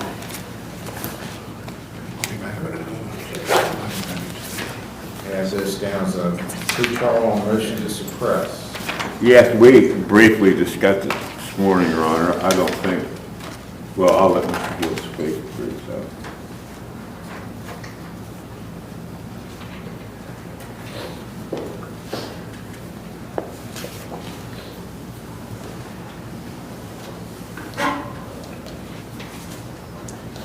If we set this for a evidentiary hearing in about 3 weeks or something like that, then, and we may, we're going to, of course, look very closely at the motion that he has filed and the facts, but we probably won't need to go forward with it. Any idea where she is today? Or? No, Judge, I don't. She is gainfully employed. She's an EMT. She's been here in the past. Oh, is this the one that's in Cabell County, or? I'm sorry? Is she the one that works in Cabell County, or? No, she works here. I want to say Patriot, but don't hold me to that. Okay. A short lady, glasses. I've got a different idea that since she didn't show up today, maybe come back again next week, and in that time frame, I'll know for certain how we want to proceed. Okay, I'll set it for the 13th for another pretrial.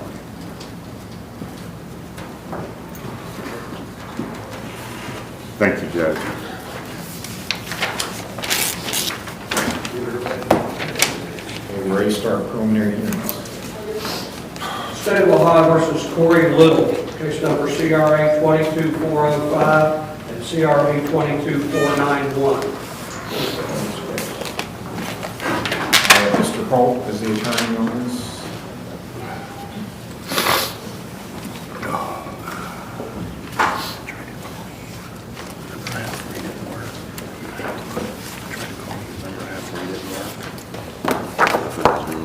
You have the phone? 740-550-550. In case you have a grand jury, it was no bill. You know that? In case you have a grand jury and they didn't return the tax. This the only time you had a possession charge in Orange County? Yeah. I don't know another position.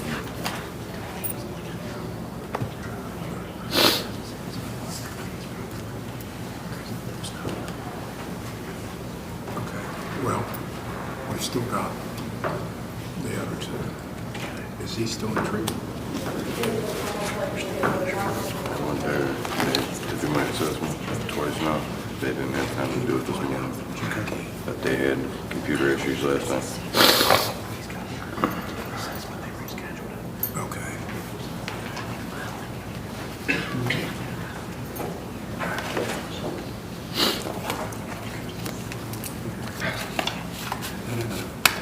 This was for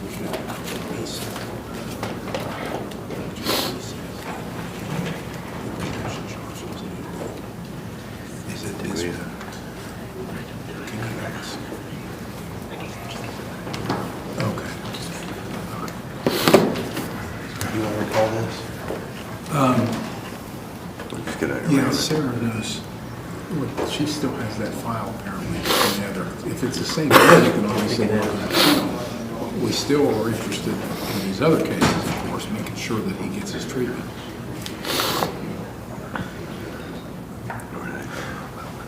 What it should be is missing the charge.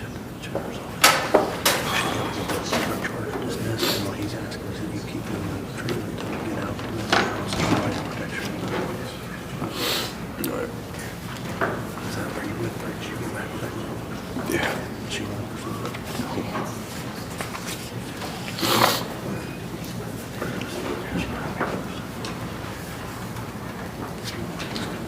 Is she? She here? She's at the house. Personnel back in session.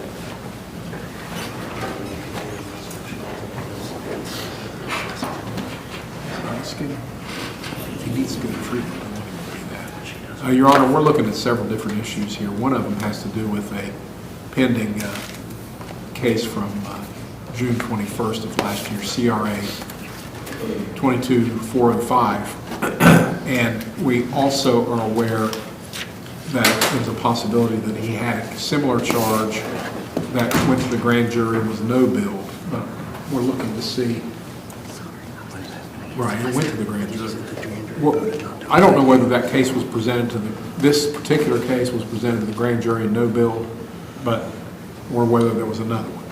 But nonetheless, he still also has a domestic violence charge pending as well as a violation of protection order charge pending.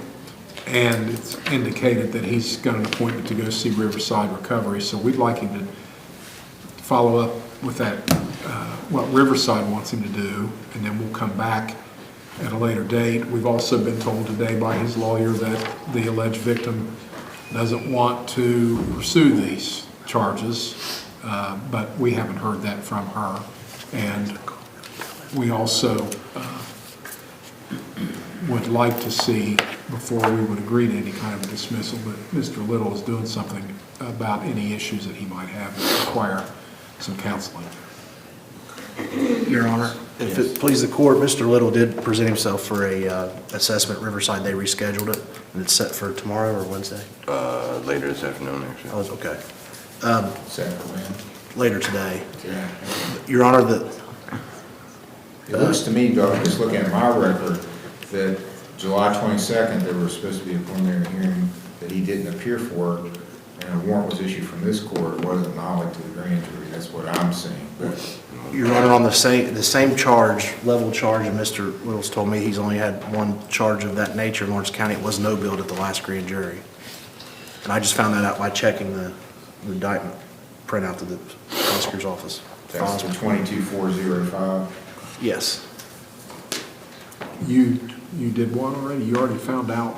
Well, it was an F5, no billed, with his name. But was it the same date as this one? I believe so, and he said he's not had any June other ones. 21st. Unless there's something he wasn't Here's the aware of. thing, whether this charge still exists or not, he still has these other charges, and our approach to this, because of the circumstances, is that we would want him to do treatment and dispose of the case by him being successful in treatment. Whether there's a possession charge that's still pending, or whether it's just the domestic violence and the violation of protection. I'm just wanting to make sure a charge that he was no billed on gets dismissed. Sure, we'll do that. I don't know if we can do it right now, but if it is, I mean, that's our intention, to dismiss it. How would that get before the grand jury if it was still? Possibly where he didn't show up and it somehow made it up there. He's not had any other arrests or anything. I mean, it's possible that the results went to the prosecutor's office and somehow there was a, gap in the information or whatever. It doesn't happen very frequently, but it has happened. Okay. So we need somebody needs to do some research on that, see what was presented to the grand jury, if it's the same case or not, and come back. What's your schedule? I could do the 20th or 24th, or if we want to go out farther, could do, if we want to do like a month, the 10th. How about, the last week of March, or we do the 27th or 31st? Sure, we can do the 27th. 27th?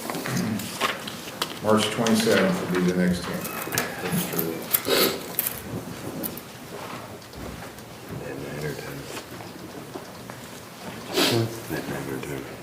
10.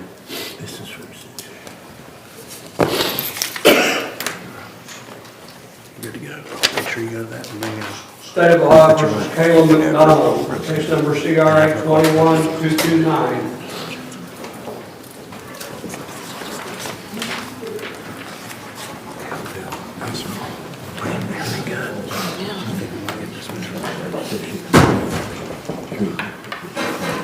All right, this is Mr. Oldfield. When's the schedule? I don't know. That's fine.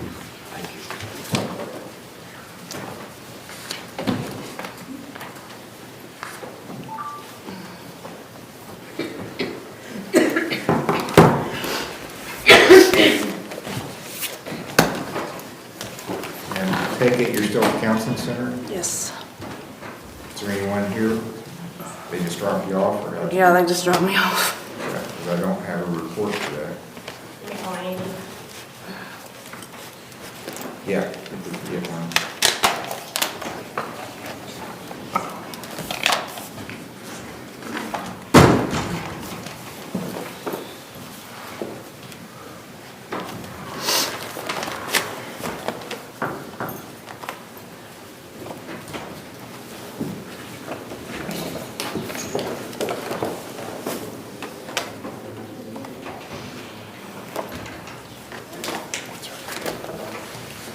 In the last report I said, from February, said you had a completion date of April 13th. Is that still the same? I mean, as far as I know, yes. Okay, let's get a report, see if we can get a report from the counseling centers and recall. Thank you. State of Ohio recalls Jason Lindsay, case number CRB 22522. We're looking to get a report from Pathways. This is Mr. Lindsay's progress. I called and he is compliant with everything and doing good in the program. All right, thank you. Mr. West speaking.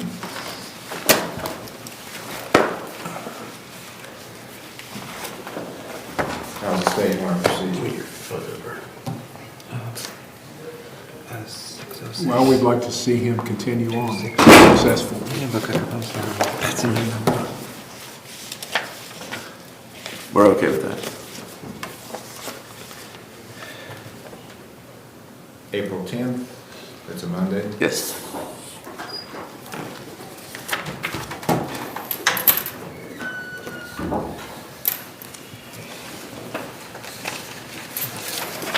Just text me. You got one of those.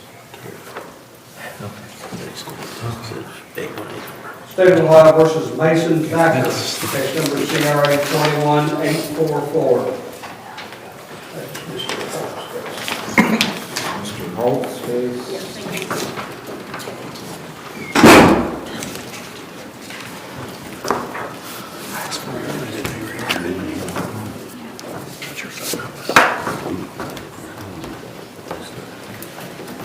Okay, Mr. Thacker at Bethesda. Yeah.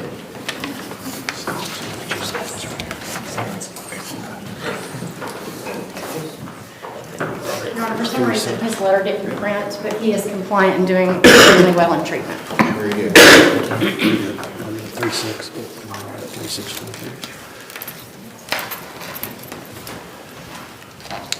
3-6. Your, how long would we want to? 30 days. Okay. Can we do the March 10th?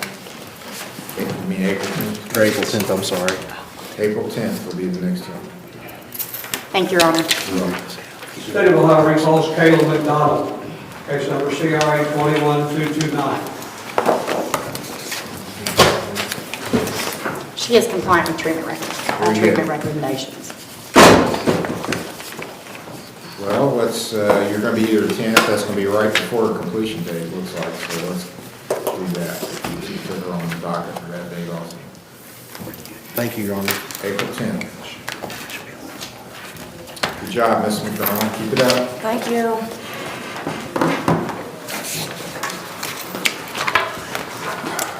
State of Ohio versus Trevor Hodge, case number CRA 2378, CRA 2379. This is Mr. Smith's case.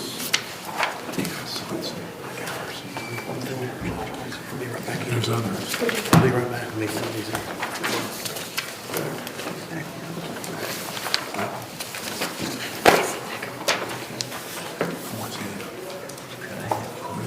We have a report from Turok. I asked Michaela to send over a paper confirming that I was there and compliant with everything. Do you have any? I've had 3 separate appointments now.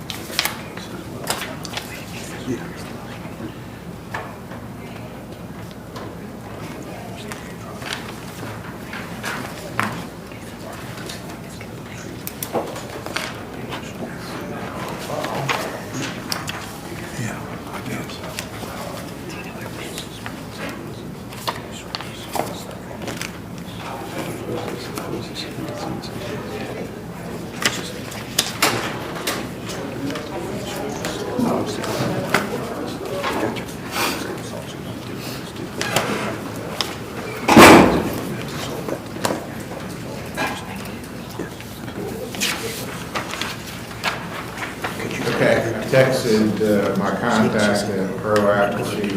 The lady who did my assessment's name was Reagan. Reagan? Yeah. Yes, sir. Your Honor, I would like to apologize for how I acted last time. I understand it was out of line. Okay, let's see if I can get a result. Your Honor, there is a theft case. I don't know if you want to do it now or wait till we get a result, but he was going to go ahead and resolve that, the M1.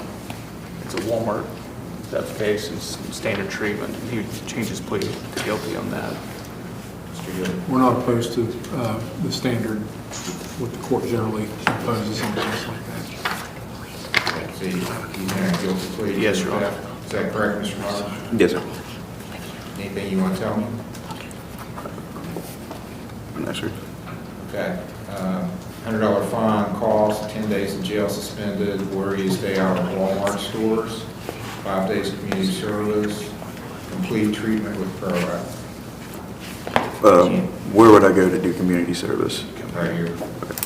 You're going to talk to your probation officer, and he'll give you further instructions about that. He'll give you a copy of the judgment entry. And let's set the review hearing up. It'll be the same time we did preliminary, a month. That's fine, Your Honor. April 10th.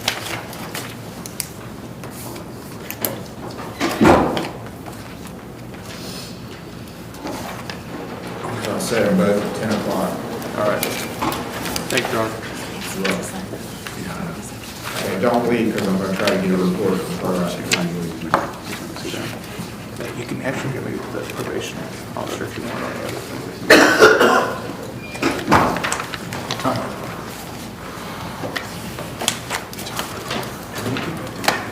State of Ohio versus Daniel J. Martins. Case number CRA 22811 and CRA 22813.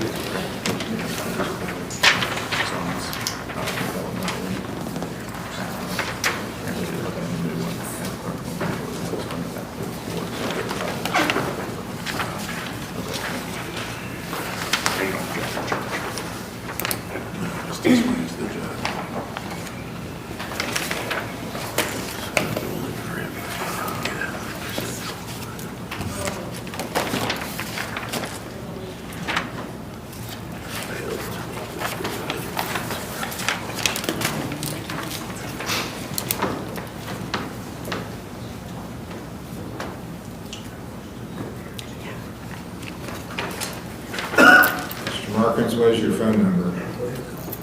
740-861-1294.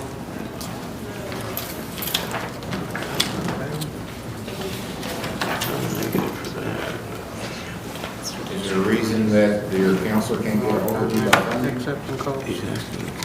What is it? I'm sorry. Your counselor says they can't get a hold of you by phone. I've been texting them. I don't. Is he considered I found out compliant or accepting not? calls right now, but they're text. His phone's not accepting calls right now. Why is that? I'm not sure. It said it's blocked. Tried to fix it, it's not. Call the phone company. Tried. Well, it looks to me like you did not do your individual counseling session like you were supposed to, right? I've been to all of them. He's been to groups, not individuals. Okay, do you understand you have an individual counseling session too? Do now. Okay, so you'll get that done this next time frame? Is that a yes? Yes. I mean, you don't have to, we can just say, Mr. Hill, take it to the grand jury, get indicted, and go down to the other court and let them do whatever it is they're gonna do. Would you rather do that? All I gotta do is go talk to an individual counselor, I'll do that. No, you need to do whatever you need to do to get in recovery. If you don't want to get in recovery, then you need to go to the other court.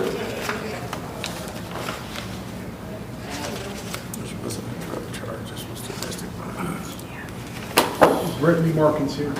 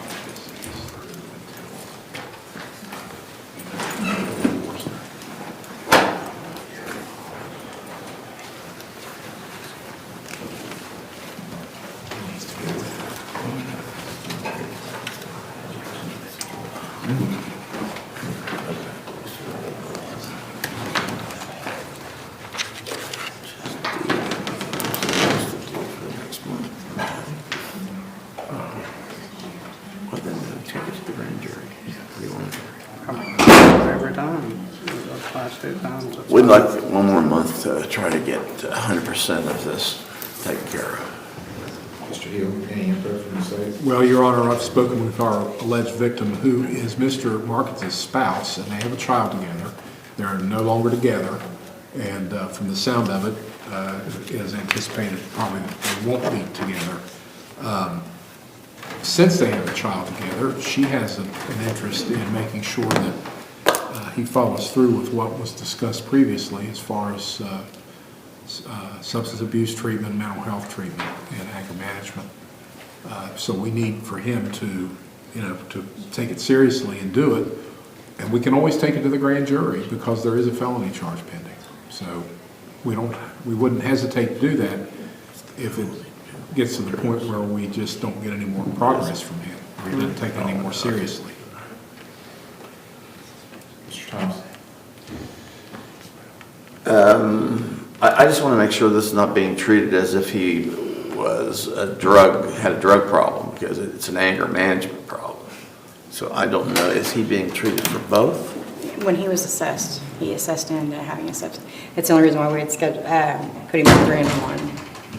And his spouse says that, yes, there is a drug problem. Then we would like to get a continuance. So. And I'm going to read between the lines and do some more diligent work in the next month. Yes, sir. Trust me, Mr. Markins, I know you seem kind of upset about the process, but I think, and you can talk to your lawyer about this, I think he's going to back me up, you'd rather have your case here than go to the common police court. Trust me on it. I've been around the block a couple times too, so I know what I'm talking about. So, be a little more diligent this next month, and it's all for the good. It's for your good. You got one child or more? We're going together. One together, okay.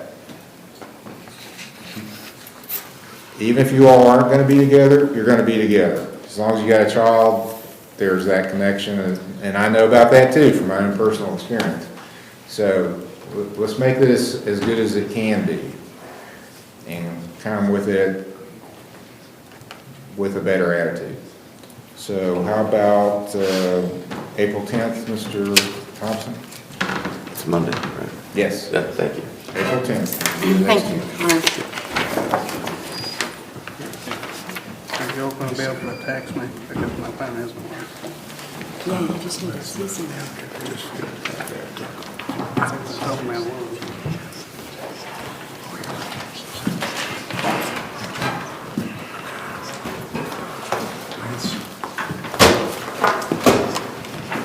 Brown approach, Your Honor. Yes. State of Ohio versus Alyssa Savage, CRA 2158, CRB 2460. 6 months. Okay, so do we have a report? I'm at AVP. I don't know if it's in the report or not. Is there something? There's nobody ever removed me here. But he was up there, he didn't contest. I had to sign a release form for them to fax my Well, that's information not, over. okay, but that's not gonna be enough. I know it's not. Okay, you need to bring a report with you if they're not gonna send it.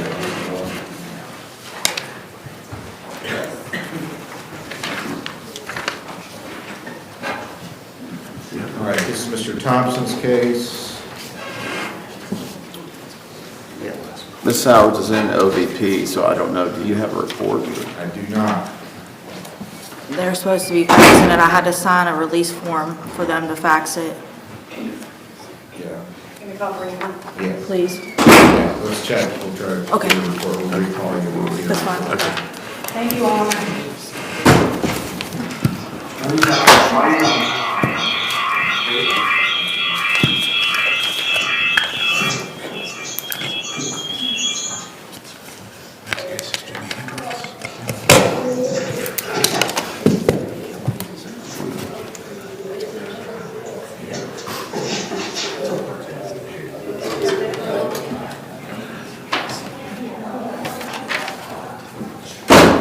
State of Ohio versus Tyler K. Todd, case number CRA 2359.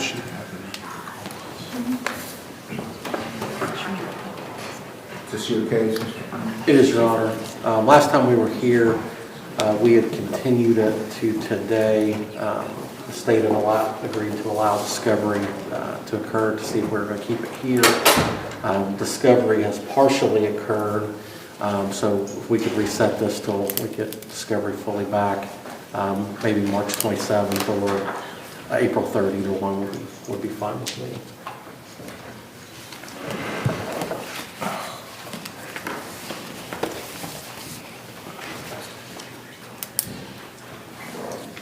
Let's do March 27th.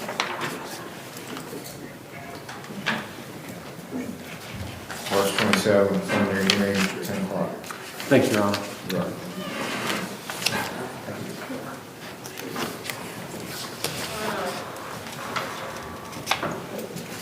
State of Ohio versus Austin and Pauley. Case number CRA 22737, CRB 2262, CRB 21246.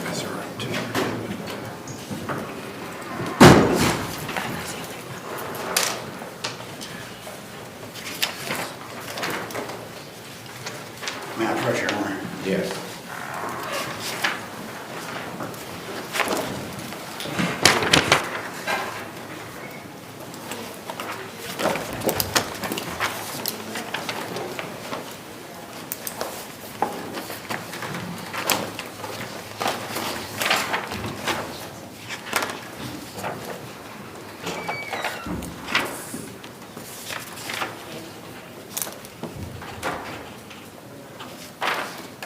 It's an excellent report.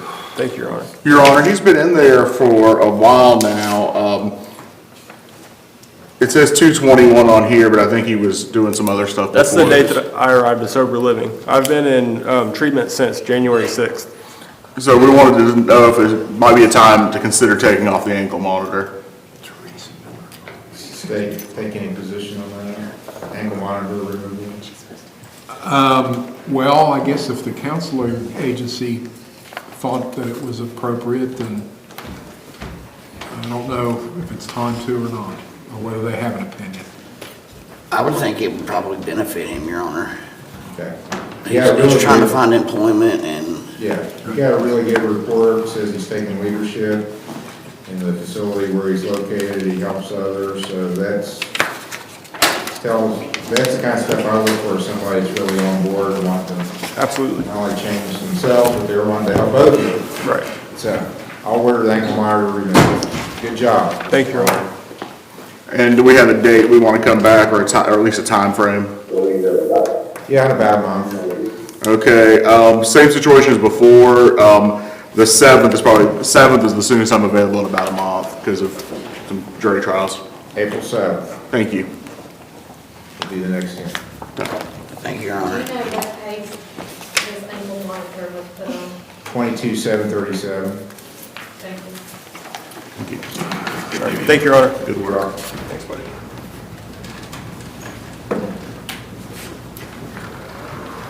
So he'll need to go see Mr. Major about getting the ankle monitor removed. I put 26, April 7th.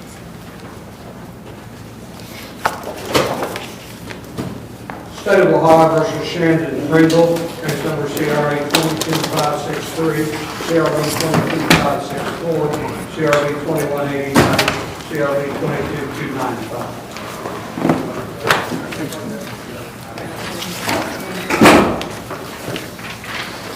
Ms. Pringle's at Bethesda now.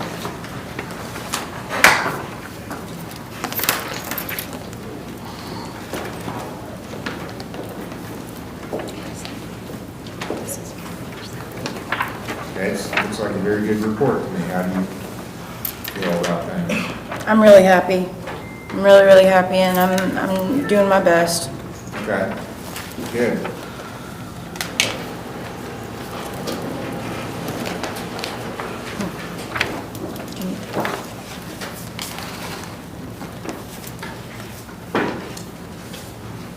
How, we have a projected finish date for her? Not yet. Okay. Come back in a month? April, did I set something for you, the 10th? 10th. April 10th. Thank you, Your Honor. You're on. Thank you, Your Honor. Okay, good job. Thank you.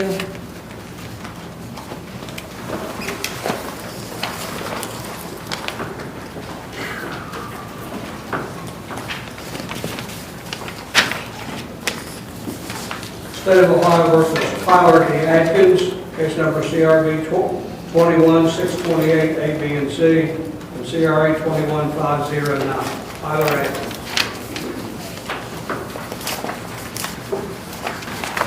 This is Mr. Morford's case.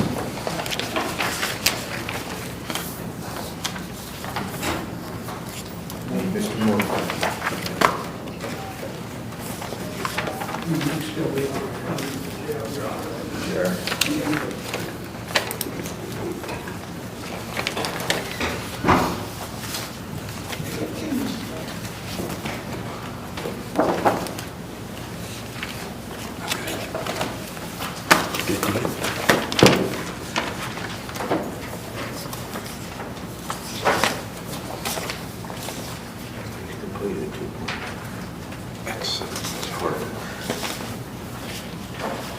That's my approach.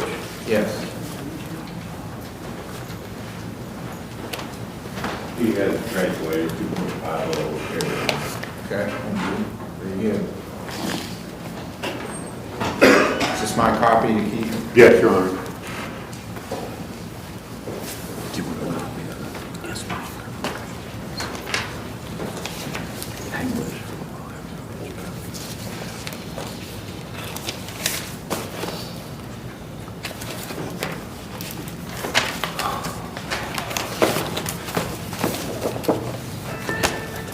We've got, the felony is 21509, it's been a while, and been a little up and down, looks like.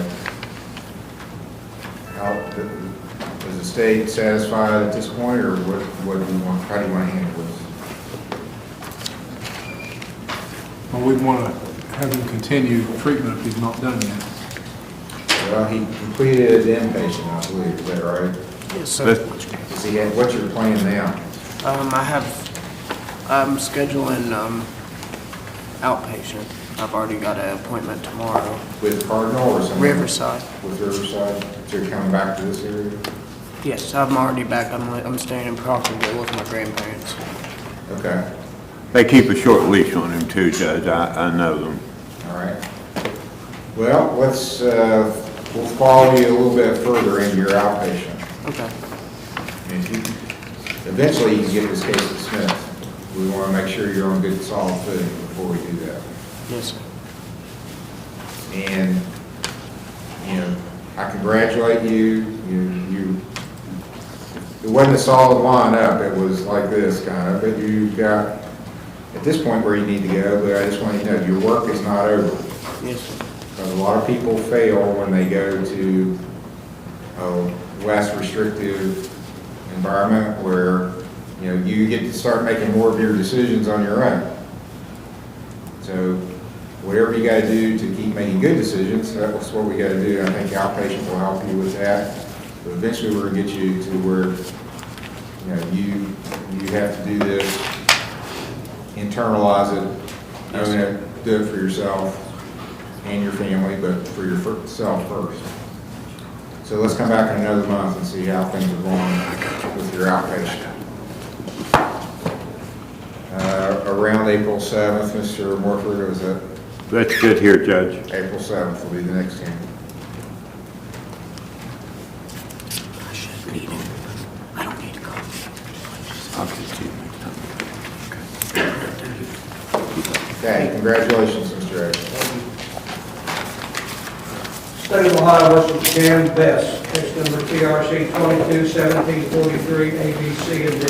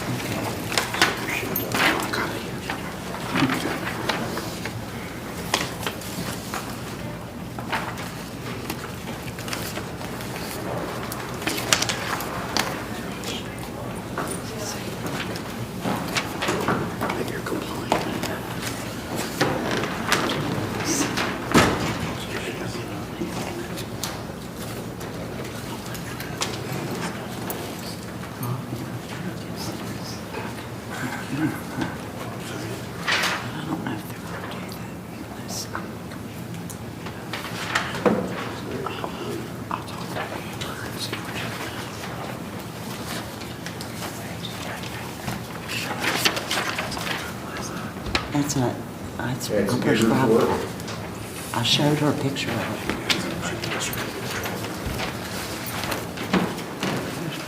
Your Honor, we've provided proof of urgent care visit when she missed the last hearing. To the state. It's, it helps you rest. And my reading of this is that she's going to continue with some sort of outpatient services. Yes, Is that right? They're calling it a light completion, and I just go and I screen every 2 weeks and talk with my counselor for half an hour. Yes, she has bi-weekly sessions, Your Honor. Yeah. Okay. I think it's a good plan. We would want to make sure that she's made significant progress, and I'm sure she's proud of her accomplishment. She should be. We'd like to see her through to a place where we feel as if it would be time to reckon with the sentencing on this. Yeah. Okay, yeah. I think I'm okay with letting her continue because of quite an extensive history here, so. The longer you're at this, the better. Right, I understand that, and I totally agree. I would just like to be sentenced so I can move on. Well, if it's to my benefit. well, it may be to your benefit that the longer this goes, then the more leniency I feel like I can give you because I'm more convinced that you're going to make this permanent. That's what I want to see. Okay. And we know, I'm fine. I mean, you've been clean now since what, November? November 9th. Yeah. Well, that's all really good, but if you look at statistics, yeah, you need longer before I can say, oh, I really have a lot of confidence this person's going to stay there. Because I understand. the longer in recovery, the better your odds are of staying in recovery. Right. And the first year, I mean, if we get to a year, you're 50-50. Yeah. It's not good odds, is it? Well, I'd like for it to be better. So I want to increase the odds. And the longer your brain is clean, the better the chances are you're going to stay clean. I appreciate that. So let's keep going. Okay. We'll just make it a little longer. I'm okay with doing a couple months now. Okay. Before you come back. 1st of May. May 1st? Is that May 1st is good.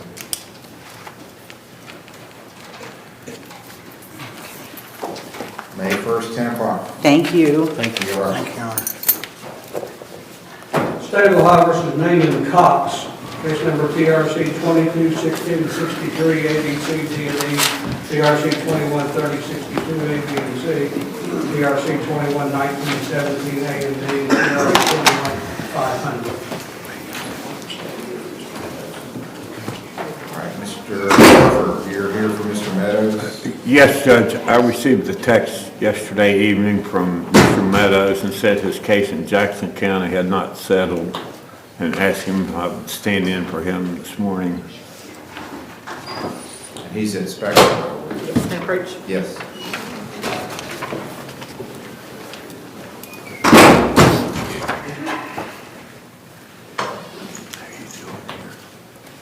How are you doing? Good. Okay. And he's already pled on at least an ODI and is pending sentencing while he goes to treatment. It looks like the report is very good on his treatment. Mr. Field? It is a good report. It appears as if he's made a substantial effort toward recovery because of the, I can see here from our records that he's had good reports since back in August of last year when he pled guilty to the second, if the court will recall, he had one pending already and got a second one. So we want to make sure that he's going to get where he needs to get, where he doesn't end up here again in the future with another one. And so we want to see him through to his, where they feel as if he has completed his counseling efforts. Yes, and I would feel more comfortable if his original counsel was here. As would I.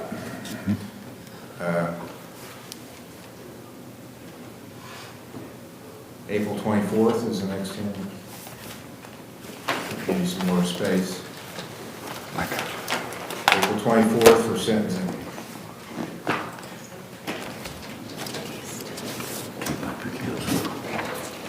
Thank you, Your Honor. Everybody, good work, Mr. Cox. Thank you.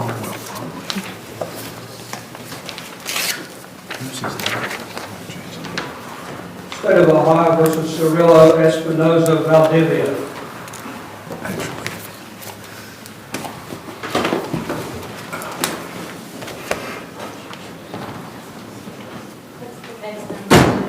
Case number 222789.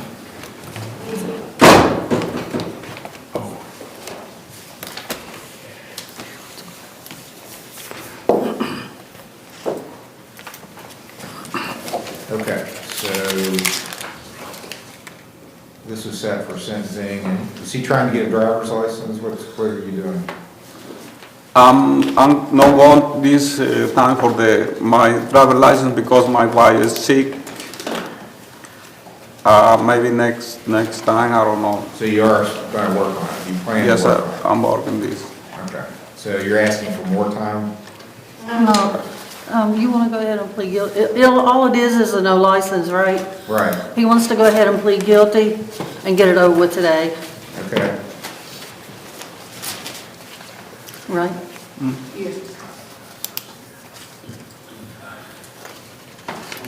Okay, it looks like from, the police report even says that he struck a deer. No, he struck the bridge in Proctorville. He was coming across Proctorville with the trailer and he hit water, ice or something and slid and hit the bridge. They dropped that charge. The charge was dropped and he only had the driver's license charge. And are you Jessica? No, I'm Kim, I'm his brother-in-law. He's married to my sister, And what's her name? Tammy. Camera music. Sir, I had 2 mini strokes in the last 30 days, and that's why I'm not up there with him.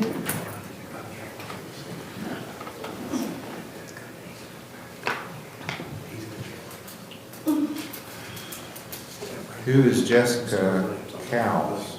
Never heard of her. Well, maybe I've got the wrong police report here. Yeah, because he didn't strike a deer.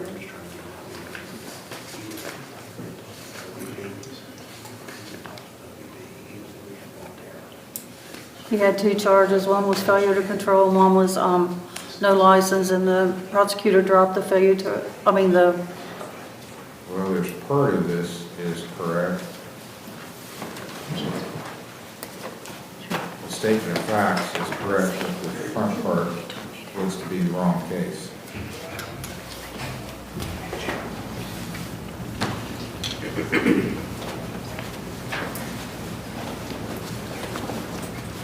I apologize for that. I tried to look at the police report to figure out what happened. So that, I don't think belongs in this file. Here's what I've got. Defendant failed to maintain control as he traveled north across the 31st Street Bridge. He was only able to provide a passport from Mexico. No operator's license.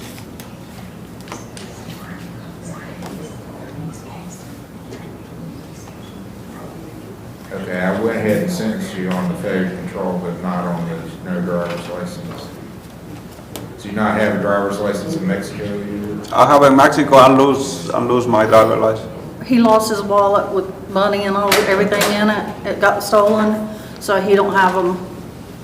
He has his passport or his, He was driving a 2005 Ford pickup. yes. Who owned that? Who owns it? My sister. That's your vehicle, ma'am? And there was insurance on it? Yes. Yes, sir. Okay. He's on the insurance. Okay. So you're not asking me to order him to pay you for the vehicle or anything? No. No, sir. Okay, I'll impose a $50 fine and court costs on the no operator's license. All right, sir. And I'll set, when can you pay that now, or you need time to pay it? I need time, please. Okay. How long? Excuse me? How long, when you have the 2 money? weeks. 2 weeks? I'll make it a month. Okay. I'll set it for April the 7th as a final pay date. As long as he pays before then. If he doesn't pay, we'll send it into the Ohio B&B. He'll be paid by then. Okay. If you want a copy of the judgment entry, go to the probation office. Thank you, Judge. Thank you, sir. You're welcome. Okay, we're going to the jail now to do our teleconferences.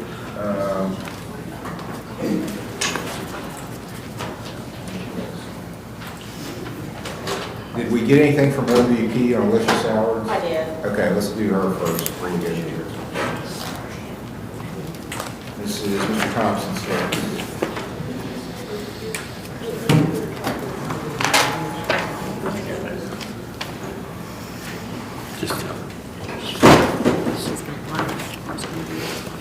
Can you give me that case number? Case number 2158, 2460. Thank you. She is compliant. She's only been seen twice. Her screens are only positive for marijuana, and she is up to date with her treatment plan. Okay, April 10th, that's when we set your other case. April 10th will be her next case. Thank you, Your Honor. You're welcome. Continue with your treatment. Thank you, Your Honor. You're welcome.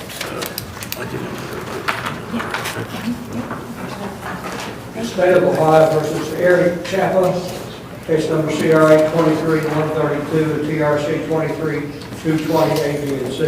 And Your Honor, I was just informed that there is a warrant out of Louisiana. It's just been faxed up here to the prosecutor. Okay. All right, sir, are you Eric Chapa?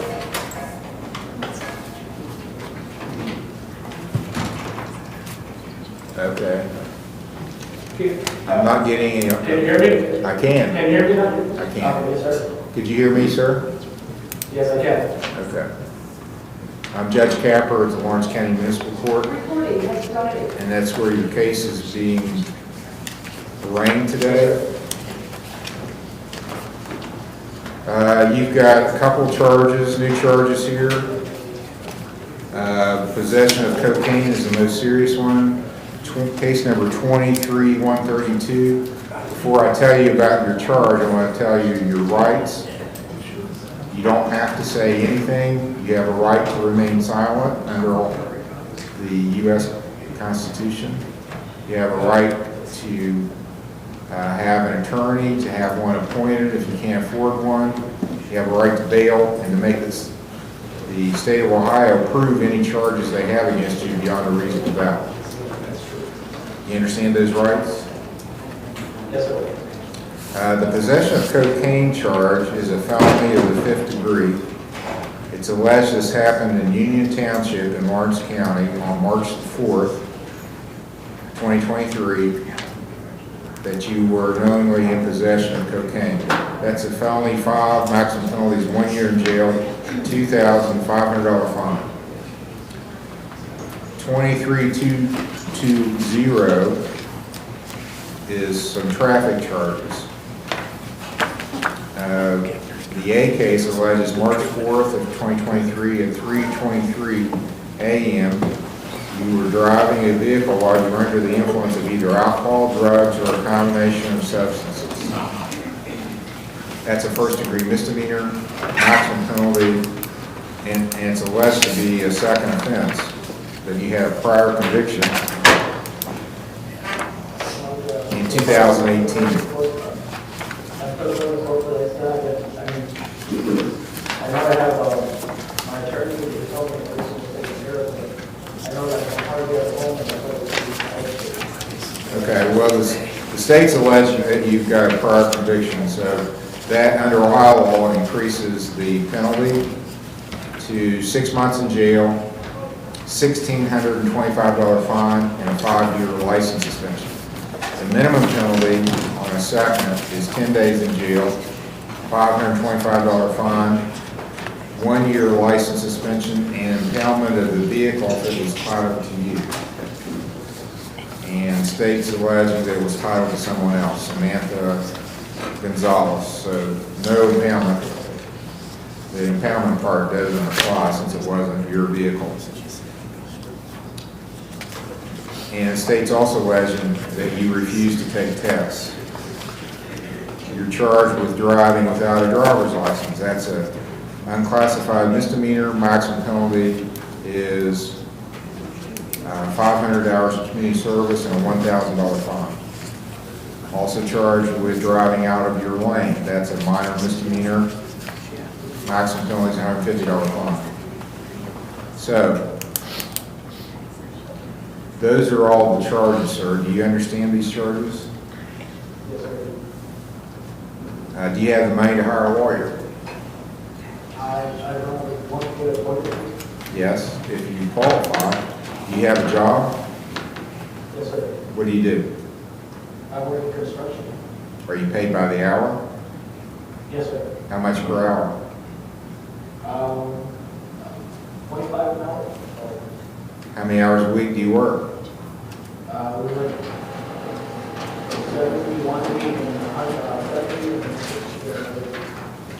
Well, that's you're not going to be qualified then probably because you're going to be making too much money, Mr. Hill. Well, Your Honor, I have some information about this that might help the court, and it might help Mr. Chopper also. The state trooper who arrested him actually contacted me today.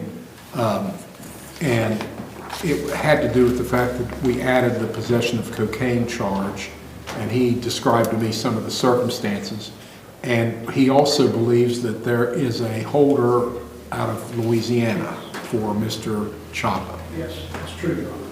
Now, we also know that this stop was on March the 4th, so this is Mr. Chopper's third day in jail approximately. And we would be, we know that the holder from Louisiana, they're either going to come and get him or they're not, but that's not going to be up to this court. But we would be willing, if he pled guilty to the OVI, to ask that he get credit for the 3 days in jail. This is alleged to be a second offense. Oh, well, I'd have to look and see. I mean, in all likelihood, it's from Texas or Louisiana, so our... I don't know. The citation alleges a prior conviction in 2018. All right. Well, maybe there's nothing that can be done today. I guess I was going to suggest that if he pled, he could be sentenced on the OVI, and we would not pursue the possession charge and allow him to Louisiana to come and get him. But I guess we need to know more about the prior OVI before we'd be able to do that. Okay. Well, sir, you said you're working more than 40 hours a week at $25 an hour. So, I mean, by my calculations, you're making over $50,000 a year, right? Well, it depends, we don't work all the time. We'll be home for maybe a few weeks, a month at a time. So it's not like it's constant working every day or the other day. Do you file an income tax return? I did have it this year, I haven't been home until April 16th was the last day we paid it. But did you file one the year before? Yes, sir. You know what your, see, I'm supposed to determine your gross annual income. You know what you show is your gross annual income on your prior income tax return? The prior year report? Yes. Sir, I think it was probably like 42 or 43.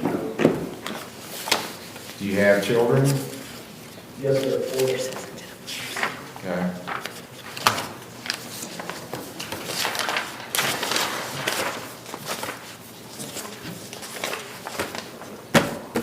Do you have any money saved? What, tell me about that. What do you got? Do you have access to a bank account with funds? I have my wallet and my stuff in Green Howard. That's it? You don't have a bank account? Yes, sir. I have it like in my checking account, and I have my debit card and all that stuff in the desk holder.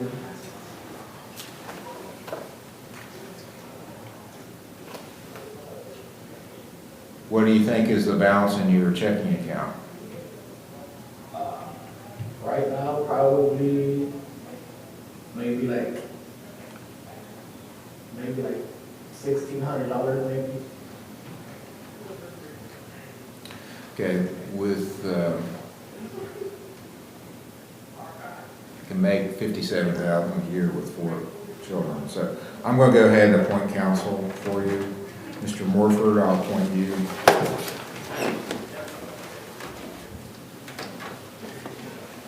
So Mr. Morford, who's here in the court, he's going to be your lawyer.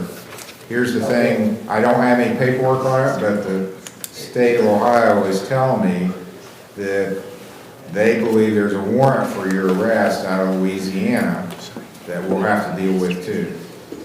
So you don't need to say anything in response to that. Mr. Morford will talk to you about it. But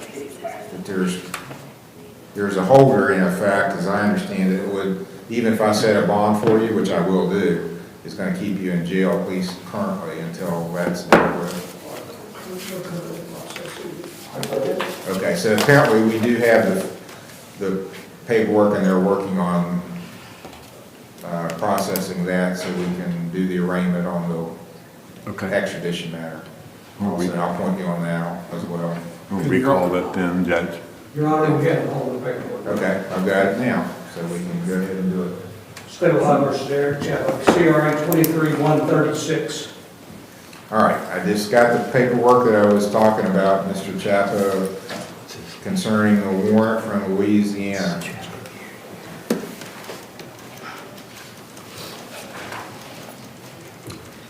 It's from the parish of Calcasieu, Calcasieu, Louisiana. It's on operating a vehicle while intoxicated, possession of cocaine. This is from Lake Charles. This sheriff's office is Lake Charles, Louisiana. Yes, sir, 2018, June of 2018. So, they're asking that you be extradited on that warrant, so you have the right to have a hearing about it, to decide if you should be made to go to Louisiana on these warrants. Now, Mr.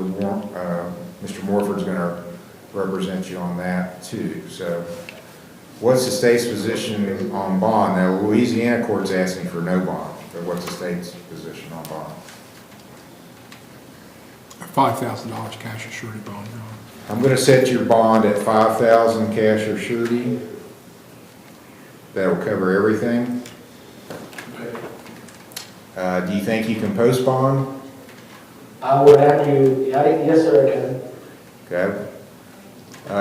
Mr. Morford, you want to call and talk with him? Yes, and then I'll call Mr. Sowers. Do you want me to go ahead and set a date, or you want to wait till after you talk with him to set a date? Are you going to be in the area here? Was your plan to remain in this area for a while, or are you passing through? No, sir, we're working here, so, yeah, I'm still going to be in the area, yes, sir. Okay, so,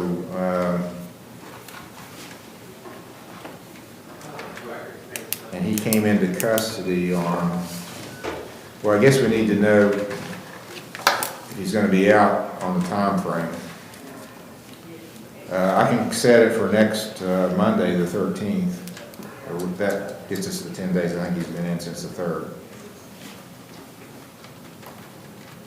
You're here the 13th? Yes, Your Honor. All right, March 13th is going to be your next hearing. Your lawyer is going to call down to the jail and talk to you. So I'll ask the jailers usually listening in, don't put him back in the cell, let him stay out till his lawyer calls and talks to him. You'll do that off the record. See, now you're in front of everybody in the courtroom, and they're all hearing what you have to say. You can have a private conversation with your lawyer that way. And if you do make bond, you gotta be to the court in Chesapeake. It's not right there in Ironton. It's 21 miles probably east of where you are now. You gotta be at that court, the court where I'm in, Chesapeake, Ohio. Monday, correct? Yes, 1 week from today, What time would that be, sir? 10 o'clock, 10 a.m. 10 o'clock? All right, Mr. Morford will call you here shortly. You're welcome.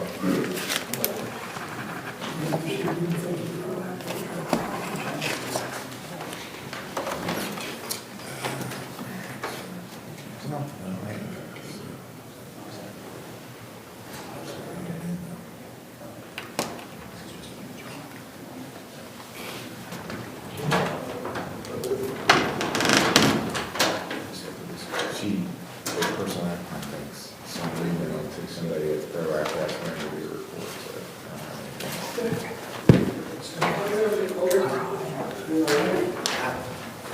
Thank you, sir. we can go ahead and do, why don't we go ahead and do Mr. Hodge, because I don't have a report, but I don't know if I can get one. My contact requested a report, but I don't see one yet. I think we are set April 10th for Should I get ahead? Go ahead. for his review and the prelim.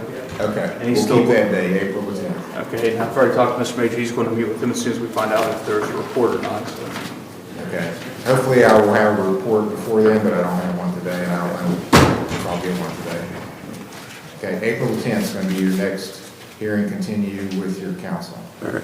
Thank you, Your Honor. I can bring in, if it helps, I can bring in a paper from ProAct. I have a appointment next week. Just to Get show a you. report, bring it with you. Okay. Yes, sir. State of Ohio versus Zachary R. DeMint, case number CRB 23101, CRB 22553, CRB 22506. Brandon Stewart is on deck. It's Mr. Thompson's case, Zachary DeMint. Your Honor, after discussions with the prosecution, I think we have a jointly recommended resolution to the cases here in Lawrence County. Okay. Mr. DeMent is incarcerated, and my understanding he's now been indicted on a charge in the common police court. And so we would recommend that if he pled guilty to all three of these, I think there's three pending charges, that we would recommend a 30-day jail sentence to run concurrent with his current incarceration. And a no contact order. We had talked about that, sir. No contact with who? Who's the person who's going to be? Tiffany Wiseman. Tiffany Wiseman. Okay, times, well, he's been in, how long's he been in? I think we discussed. Here, February the 17th, it looks like. All right, so we discussed the issue of time served, and I was anticipating that we would, if he's been incarcerated that long, I think he has been, yeah, going back to that date. So 30 days going back to that date as far as credit goes, and he'd have just a few more. He's got to hold her out of common pleas anyway. He's right? not going to get out anyway. Mr. Thompson? Well, yeah, the problem is that I sold him all time served because that's what the... All right, so the 17th of February to the 6th of March, however many days that is, that would be the sentence. That would be our recommendation. Okay. And we're in agreement with that.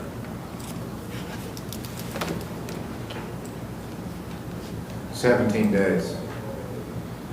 That would suit us, Your Honor. All right, Mr. DeMint, could you hear what your attorney and the prosecutor were discussing? Yes, sir. Do you have any questions? No, sir. Do you agree with what your lawyers represented to the court? Yes, sir. You have a right to make a statement if you want before I sentence you. Do you want to say anything? I'm just ready to get on with my family, that's all, Mr. Chairman. Okay.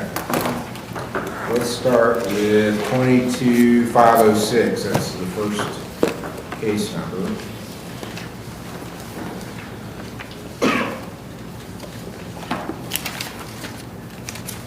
Which is a domestic violence involving Tiffany Wiseman. So I'll impose a $100 fine and court costs. 17 days in jail, credit for 17 days.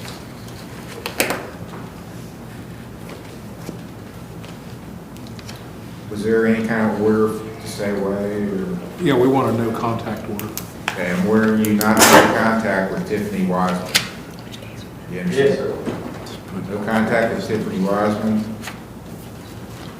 Level 4 probation for 2 years. Review hearing October the 10th of this year at 9 a.m.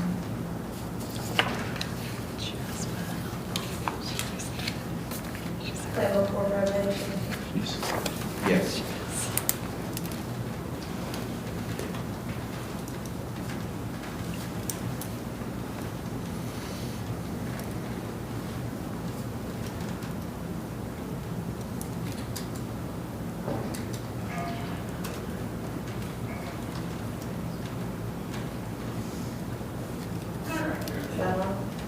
Yes.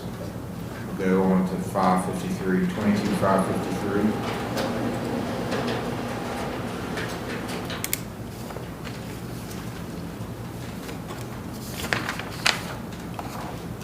There's a $100 fine, court costs. 17 days in jail, credit for 17 days.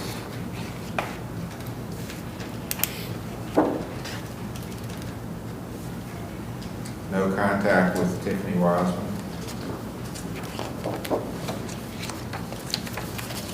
Review hearing October 10th. Okay.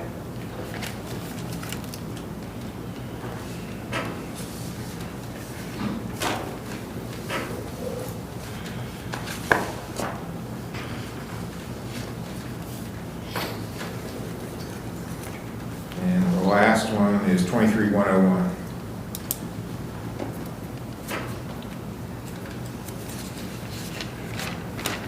$100 fine.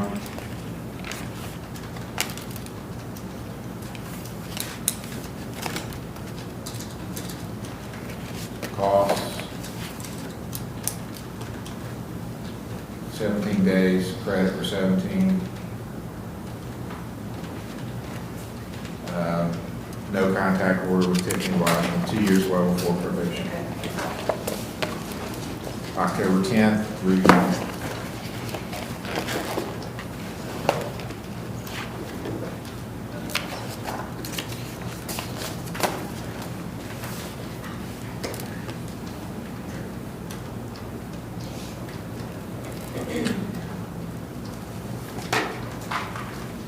State of Ohio Thank versus you. Brandon Stewart, case number CRA 23123.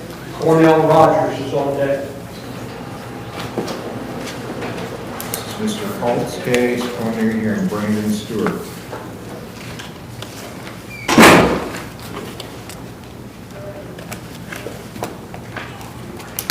Mr. Holt is in the courtroom.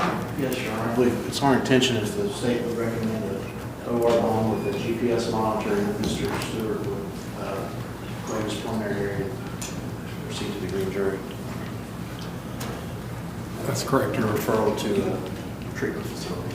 Okay, he's agreeable with going to treatment. He's got mail bids. You do? Says he waived.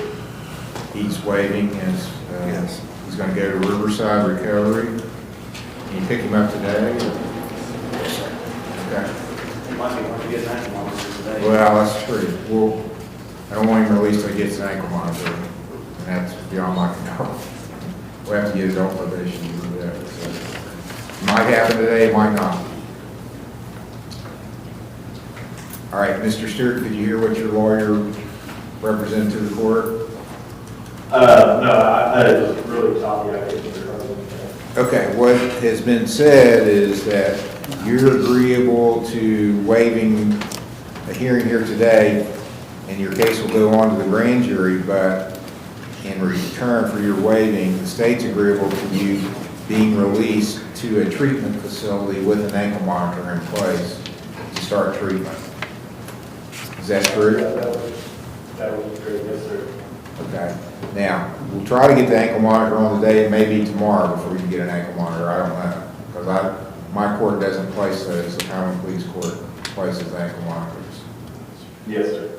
But we've already got a commitment from Riverside Recovery to take you, and they'll pick you up whenever the ankle monitor is placed.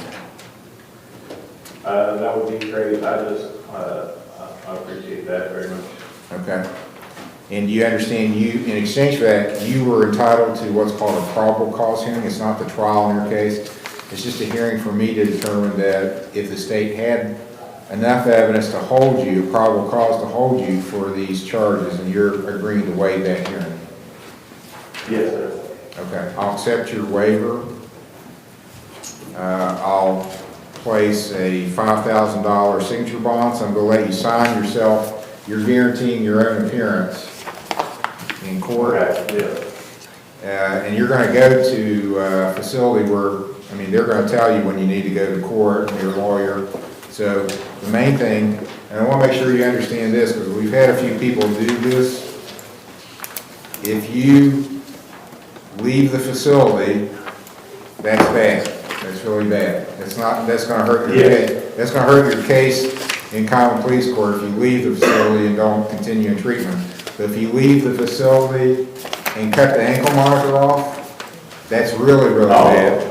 Because then you're going to go to prison for 3 years for cutting the ankle monitor. And I've had people do that.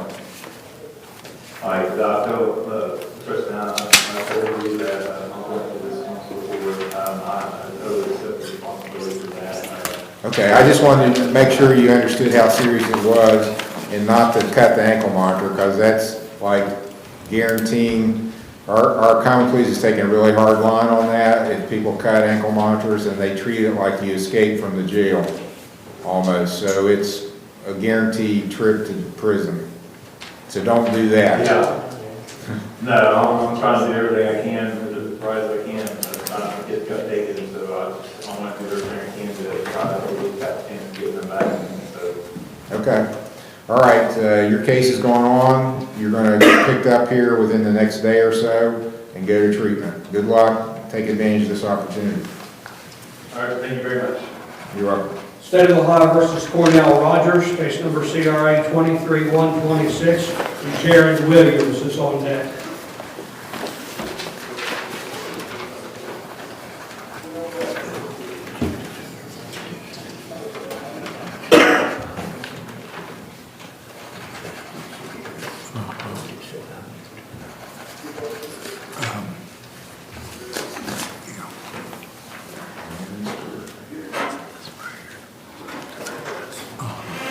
Cornell Rogers.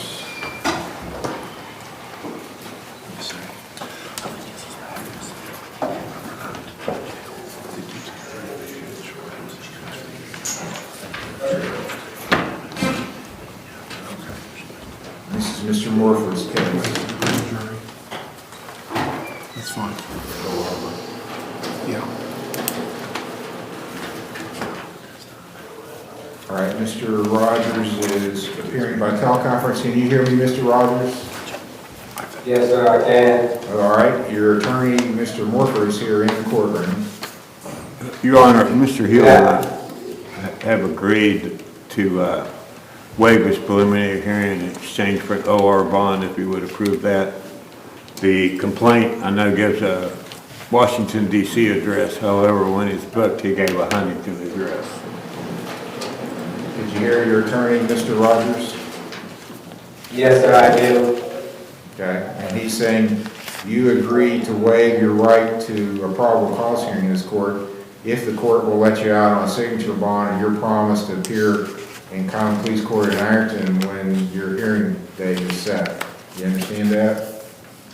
Yes, sir, I do. And also, I told you, as I told you Friday, I'm also willing to take myself into treatment, and I'll make any type of communication I need to just be sure that you guys know that I have no intentions of not coming back to court or anything like that.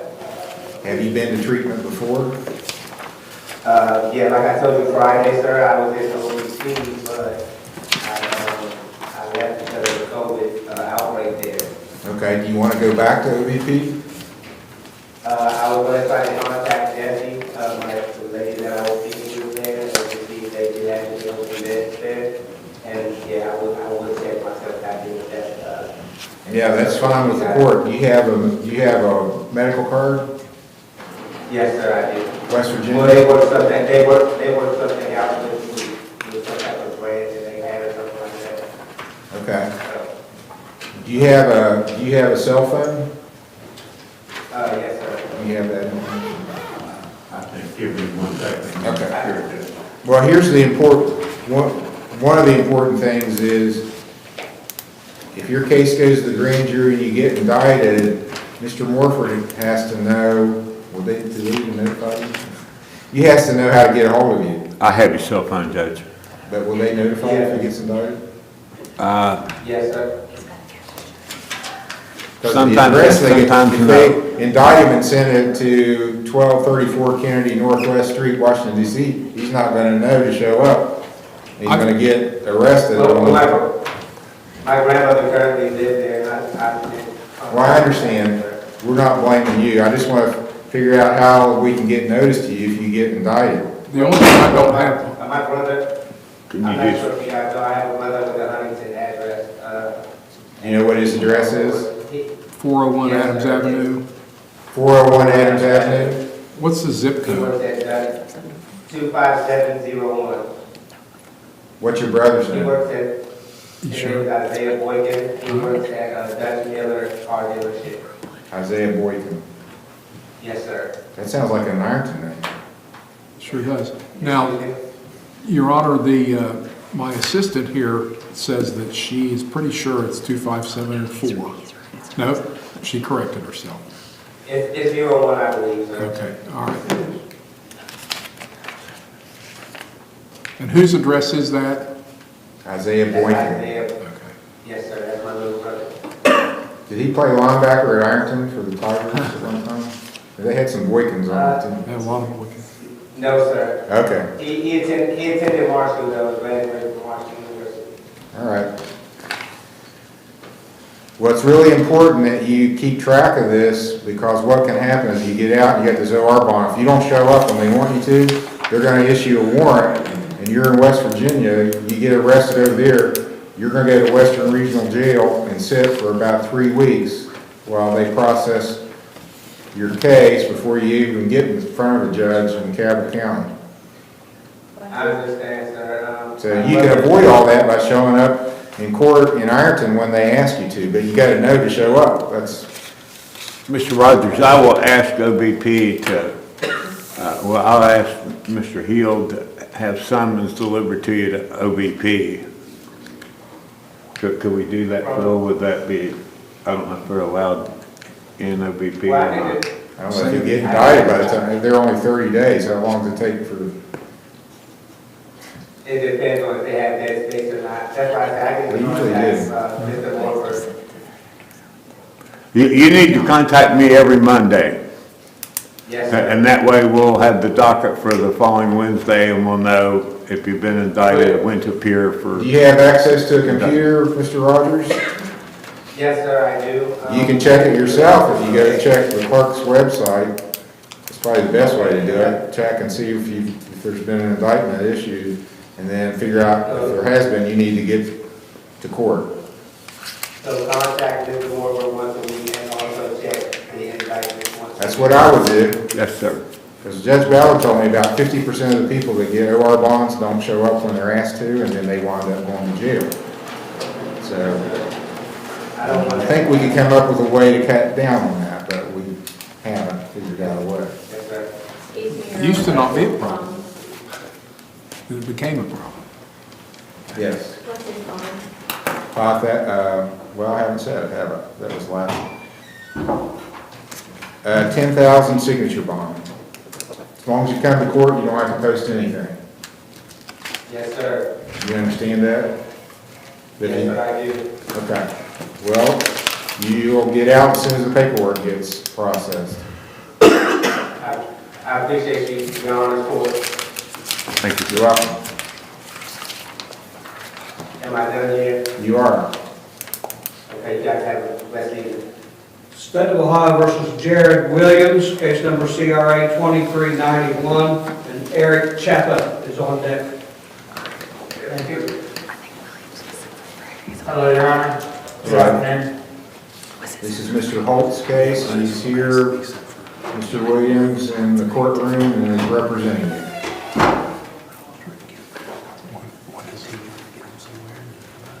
Oh, this is the guy that's, Oh, this is on the vehicle? Yes, Your Honor. And some connection with the recovery?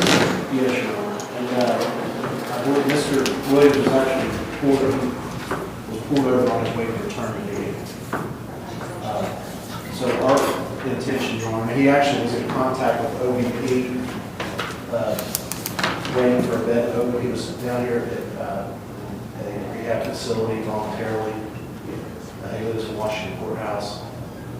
So, Your Honor, we are hoping to maybe continue this and wait time for that to get him in the treatment facility and come back, if that would be. we're not opposed to that, but So we're you're not, talking about keeping it in this court?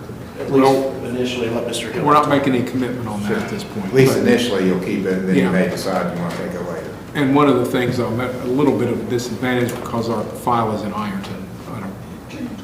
It wasn't scheduled for today, I don't Right. think.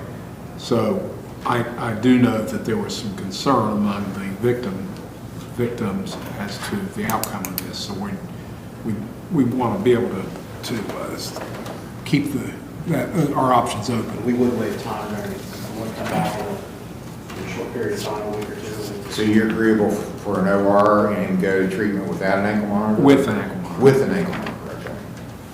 And can we come back maybe on the 20th, 2 weeks? Yeah. Is he going to try to go to OVP then, or? Whatever, whoever will take it, Your Honor.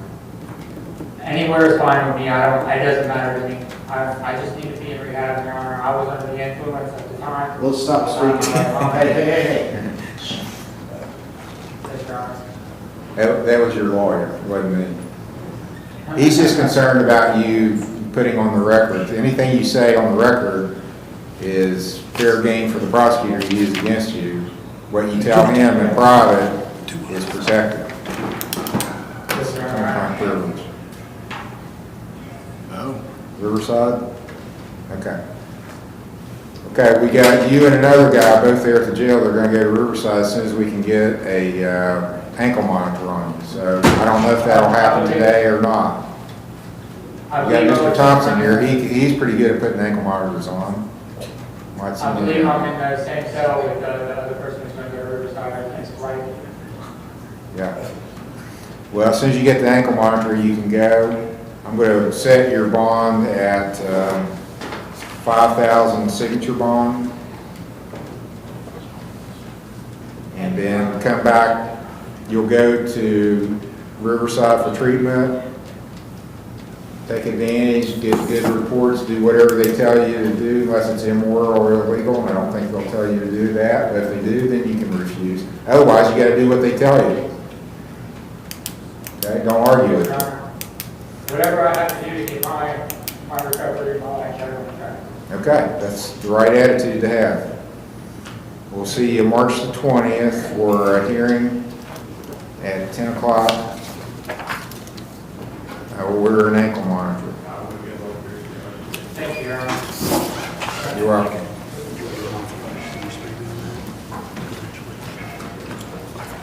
State of Ohio recalls Eric Chappa, case number CRA 23-136 and CRA 23-132, as soon as Mr. Morford gets off the phone with me. Okay. Well, we're waiting on, here he is. Judge, I was on the phone with Mr. Chappa, sorry. It's okay. He's okay with waiving.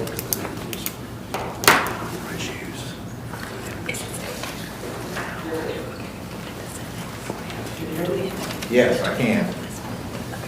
Your attorney's here in the courtroom, Mr. Morford. Judge, he's agreed to waive extradition to Louisiana.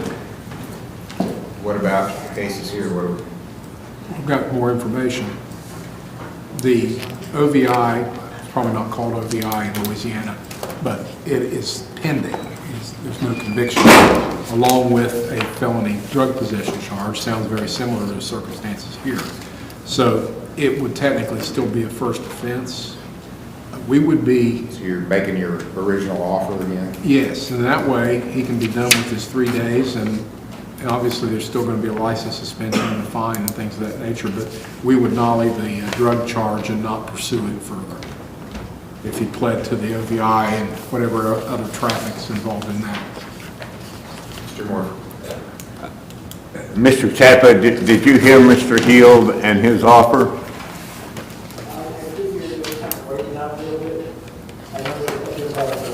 Can you? Something about agreeing to the OVI?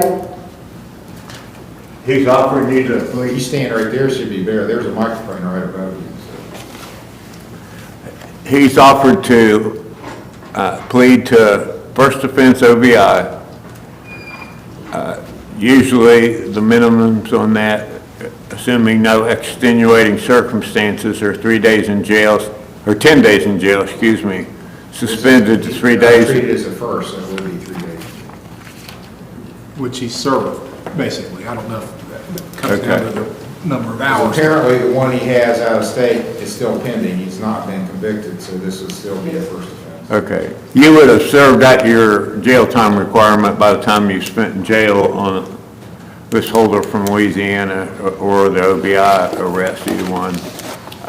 Are you willing to take him up on that offer? It would be in the neighborhood of a $400, $500 fine, court cost restitution, a 6-month license suspension, and judge will usually, if you have proof of insurance, give you a work driving permit and a permit to go to any kind of counseling that might be ordered.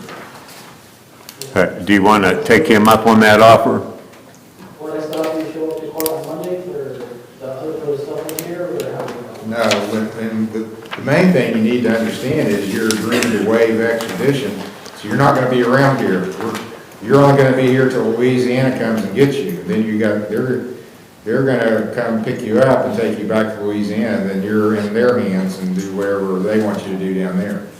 And we're also going to dismiss the felony drug charge, which we just filed this morning, and not pursue it further. So that would be a further reason for him to maybe consider concluding this today. And Mr. Hield has agreed to drop the felony drug possession charges in exchange for a plea guilty to first offense OVI. Now, I would let him go to Louisiana on his own if he can post bond. He believes that he can, Judge. Well, But I don't know if Mr. Sowers would I have not had a chance to call Gary yet. want to post where he has to run to Louisiana, but who knows?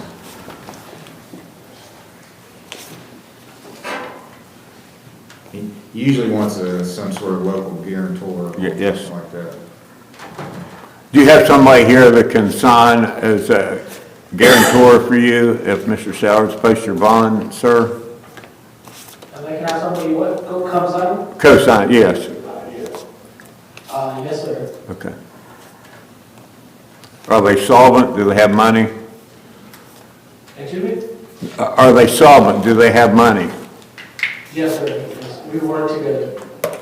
Because if you abscond, then Mr. Sowers is going to come looking for them for the amount of the bond he had to put up, as well as look for you. And he'll go look for him too. Yes, sir. Yes, sir, I understand. Do you want to take Mr. Hield up on that offer? Yes, sir, that's fine. Are there any questions you want to ask before you do that, sir? Yes, I heard you guys say that I'll get the 3 days credit, but then we will, I'm waiving the extradition, or how was that? Or, I know you had told me something about going voluntarily, or how was that work? I didn't hear all what he said, He Judge. wants to know about is he waiving extradition? Yes, he indicated to me he would waive extradition, that he wanted to go to Louisiana and get it straightened up. Is that correct, sir? Yes, sir, that's what I want to do, because I know I've Okay. been fighting since 2018, and then COVID and all that happened, and I really haven't heard anything from my lawyer or anybody at all. Well, I don't think this would in any way impede your ability to go to Louisiana and answer that charge.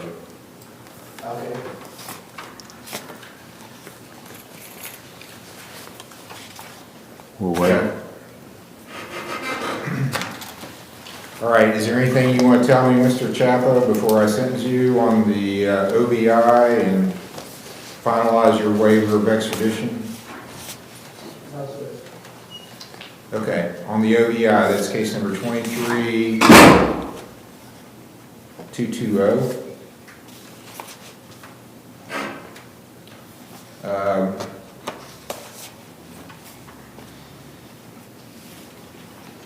It says you refuse to take tests, is that right? Yes, sir.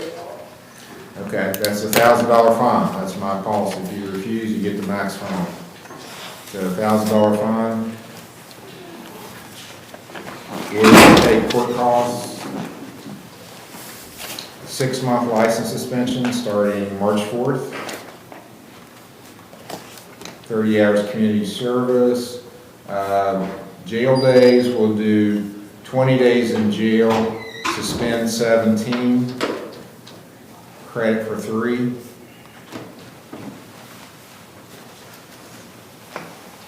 I'll do away with the community, so he's going to be away from here, so no community service. Instead, did the jail time. 2 years of level 4 probation. I'll do away with the driver intervention program, since he did the jail time. His review date is October the 10th of 23. So if you come back here to work, you need to, you've been gone a while, you need to check to see if you got a warrant here, especially if it's after October 10th, because you'll have a warrant if you don't show up for your review hearing here. When is the review, you said October 10th? October 10th. Okay. At 9 o'clock. Yes, sir. And you can actually appear by teleconference if you're in Louisiana and can't get here. Just don't blow it off. If you blow it off, you get a warrant. Okay, sounds good.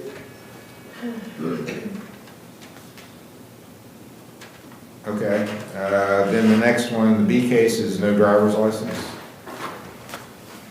Do you have a driver's license, Mr. Chapman? No, sir. You want to play no contest with reckless stipulation of facts to that? We change our plea to excuse me, Judge, no contest with reckless stipulation of facts for finding of guilty. Yes, I'll accept. No contest, make a finding guilty, impose a $100 fine. Yeah, it's a lane violation charge.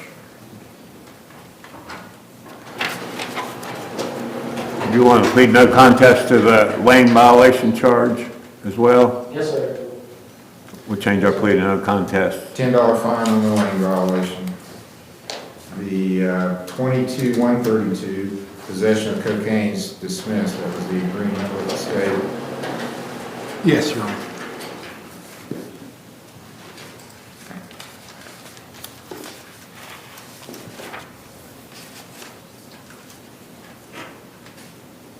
Now, does he want time to try to post bond? Because I'm not going to start the clock on Louisiana until he decides whether he can post bond or not. Do you want some time to try to post? Some time. Sorry. Because it's so far away. I'm going to give them some time to get here. You understand what he's asking you, sir? Something about, He's going to give Louisiana a little bit of time to come and get you due to the distance involved. And the logistics involved will probably have to have 2 officers come. okay. Do you think you can make bond? Are you reasonably certain about that? Yes, sir. If you can make bond, see, I'm going to order you to go turn yourself in Louisiana. I'm going to give you a time frame in which to do it. Here's the problem. If you can't post bond, all this time we're waiting for you to post bond, you're just going to be sitting in jail here. And then I'm not going to start the clock on Louisiana to come get you until I know whether you can post bond or not. Oh, So yes, if sir. you don't think you can post bond, it's probably better just say, Judge, tell them to come start firing up the truck to come up here to get me. And it's going to be the surety bond, the same thing that you had said earlier? No, it's going to be a cash or surety bond. They wanted no bond. I'm giving you a cash or surety bond. Louisiana wanted me to hold you without bond, but I don't think under Ohio law I can do that unless you're accused of capital murder, and you're not. And then the surety bond here was gonna be a 5,000, you said, or? 5,000. Yes, sir. You can post that. Yes, sir. Okay, here's what I'm gonna do. So we don't lose track of you in the jail. That happens sometimes. I have people back, probably some people back there in some of those cells been there for a couple of years that we just lost track of them. But I don't want to do that for you, so I'm going to set it for Friday for a hearing. You're here then, Mr. Morton? Yes, Your Honor. So that way I'll make them check. I'll say, go back there in the deep cells, check and see if that Chapel guy's still here. Well, no, I'm not going to do it Friday because it's, well, are we going to have a jury trial Friday, Mr. Finley? Well, Judge, we're talking about that. Okay. Maybe. Okay, let's put it on for Friday. What's one more? Will I have to be there? Well, no, you're going to be either in the jail or on your way to Louisiana. Because if you post bond, then I want to know that you posted bond. So setting hearing for March the 10th, and then you're to turn yourself in. If you post bond, if you're still in the jail, I'll know at the 10th. I'm going to give you until the 13th. You got to get to Louisiana or come back here and say, Judge, I couldn't get there. And then I'll decide what to do with you. And if you don't do either, then I'll have to release Mr. Sowards, and he's very relentless about chasing people down. Yes, sir. I understand, thank you. So if you're still in the jail on Friday, I'll tell the state to notify Louisiana you're not going to be able to post bond. Yes, sir. Decide on what's a reasonable time frame for them to come get you. It's probably going to be at least a week, maybe longer than that. You want me to just put, they have until 3/13, 3/59? No, because I haven't even made that order yet. Okay. I just want you to put it on the docket for the 10th. The defendant must appear, if he posts bond, he must appear in Louisiana by the 13th. Okay. Yes, sir.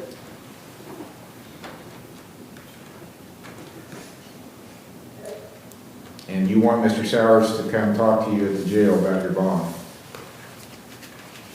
Excuse me? You want Mr. Sowards, you want the bail bondsman to come talk to you. You wouldn't know who Sowards is. You want the bail bondsman to come talk to you about your bond, right? Yes, sir. Okay, so we'll make that happen. I'll do that, Judge.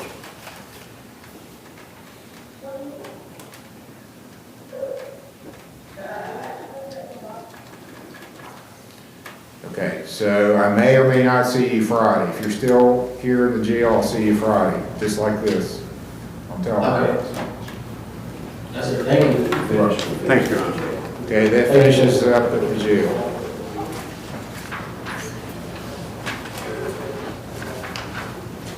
State of Ohio versus Andrew T. Munger, case number TRC 22-2010, A and B. Okay, this is Mr. Finley's case, pre-trial on a case that's set for jury trial this Friday. Right. Judge, my client's not here, you told him he didn't have to be here. It's just legal stuff. I was in Huntington deposition, so I came here in person anyway, so. Where are we? Well, with respect to our motion for proposed jury instructions, or I guess just proposed jury instructions, we'd ask the court to consider what we... I have looked at them. I haven't done a lot of research. I looked at Mr. Finley's response.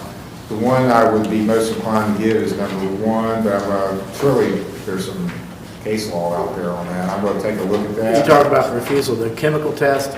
Yeah, Judge, I mean, I think that's, I didn't challenge that. Okay. That's actually, what I put in there was out of the Ohio jury. Yeah, there's actually an OJI on that now. The second one has to do with... Field sobriety test. Yes. Now, there's a case on it, and I've cited that case, maybe two cases. But it says jury instructions, or that you can consider it? That you can consider... Well, they can consider a lot of things. Yeah, I think that can be argued. But the thing about it is that the jury instruction on the chemical test... Do you really think it's not...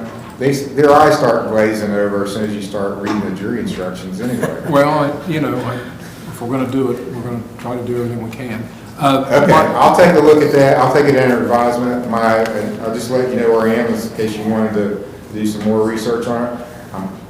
Well, I'm gonna give one, because I think it's right. Yeah, I don't have any objection to one, Judge. I mean, 2 and 3, I don't think we really need. I mean, specifically 3, I mean, my argument to that would be, that's invading the province of the jury because you're instructing them, hey, pay attention to this particular thing.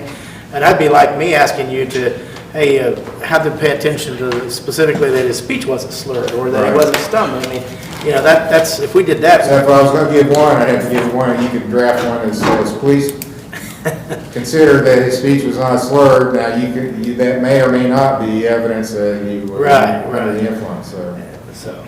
My only counter argument to that is that the court made a ruling on the suppression hearing and found that belligerent behavior and. Well, Judge, that's a totality of circumstances for probable cause. I mean, I get that. I think that was appropriate. They're not gonna know that our rules are set, so that's not gonna come out that way. I mean, it can come out that you're not gonna stand up and tell them, well, the judge has already ruled, blah, blah, blah. Right, correct. We've talked about potential resolution. I don't have a client here, but we probably need to run that by you, I assume. What's your proposal? And I'd like to know sooner than later. Yeah, I just messaged my office to have my client available to talk to me here. My proposal, Your Honor, was to treat it as a physical control. His license was suspended on the day, on July the 2nd, because of refusal, but we would be okay with giving him a 6-month driver's license suspension and have that date go back to that day, July the 2nd, which would mean if it's not over, it's close. And we wouldn't take any position on fines or anything like that. And the troopers, okay, on board with that? Yeah, I've spoken with him a lot about this case. I mean, I have to talk to my client about that. You think you can let us know something today? Yes, I will let you know today, Judge. Okay. All right, I'll be around. Is that it? Are we done, Mr. James? Yes, sir. Okay, I'll be here for a while. Talk to your... Judge, I may let you know here in the next 15, 20 minutes, and I'll be here when I get out to the car. Okay. And yeah, please let me know one way or the other, because I'm going to have to get your instructions together and all that if we're going to go forward. I mean, I can email you a draft of the complete draft if you wanted, like, you know. I'll let you do then you can whatever fill works those for in you. if he's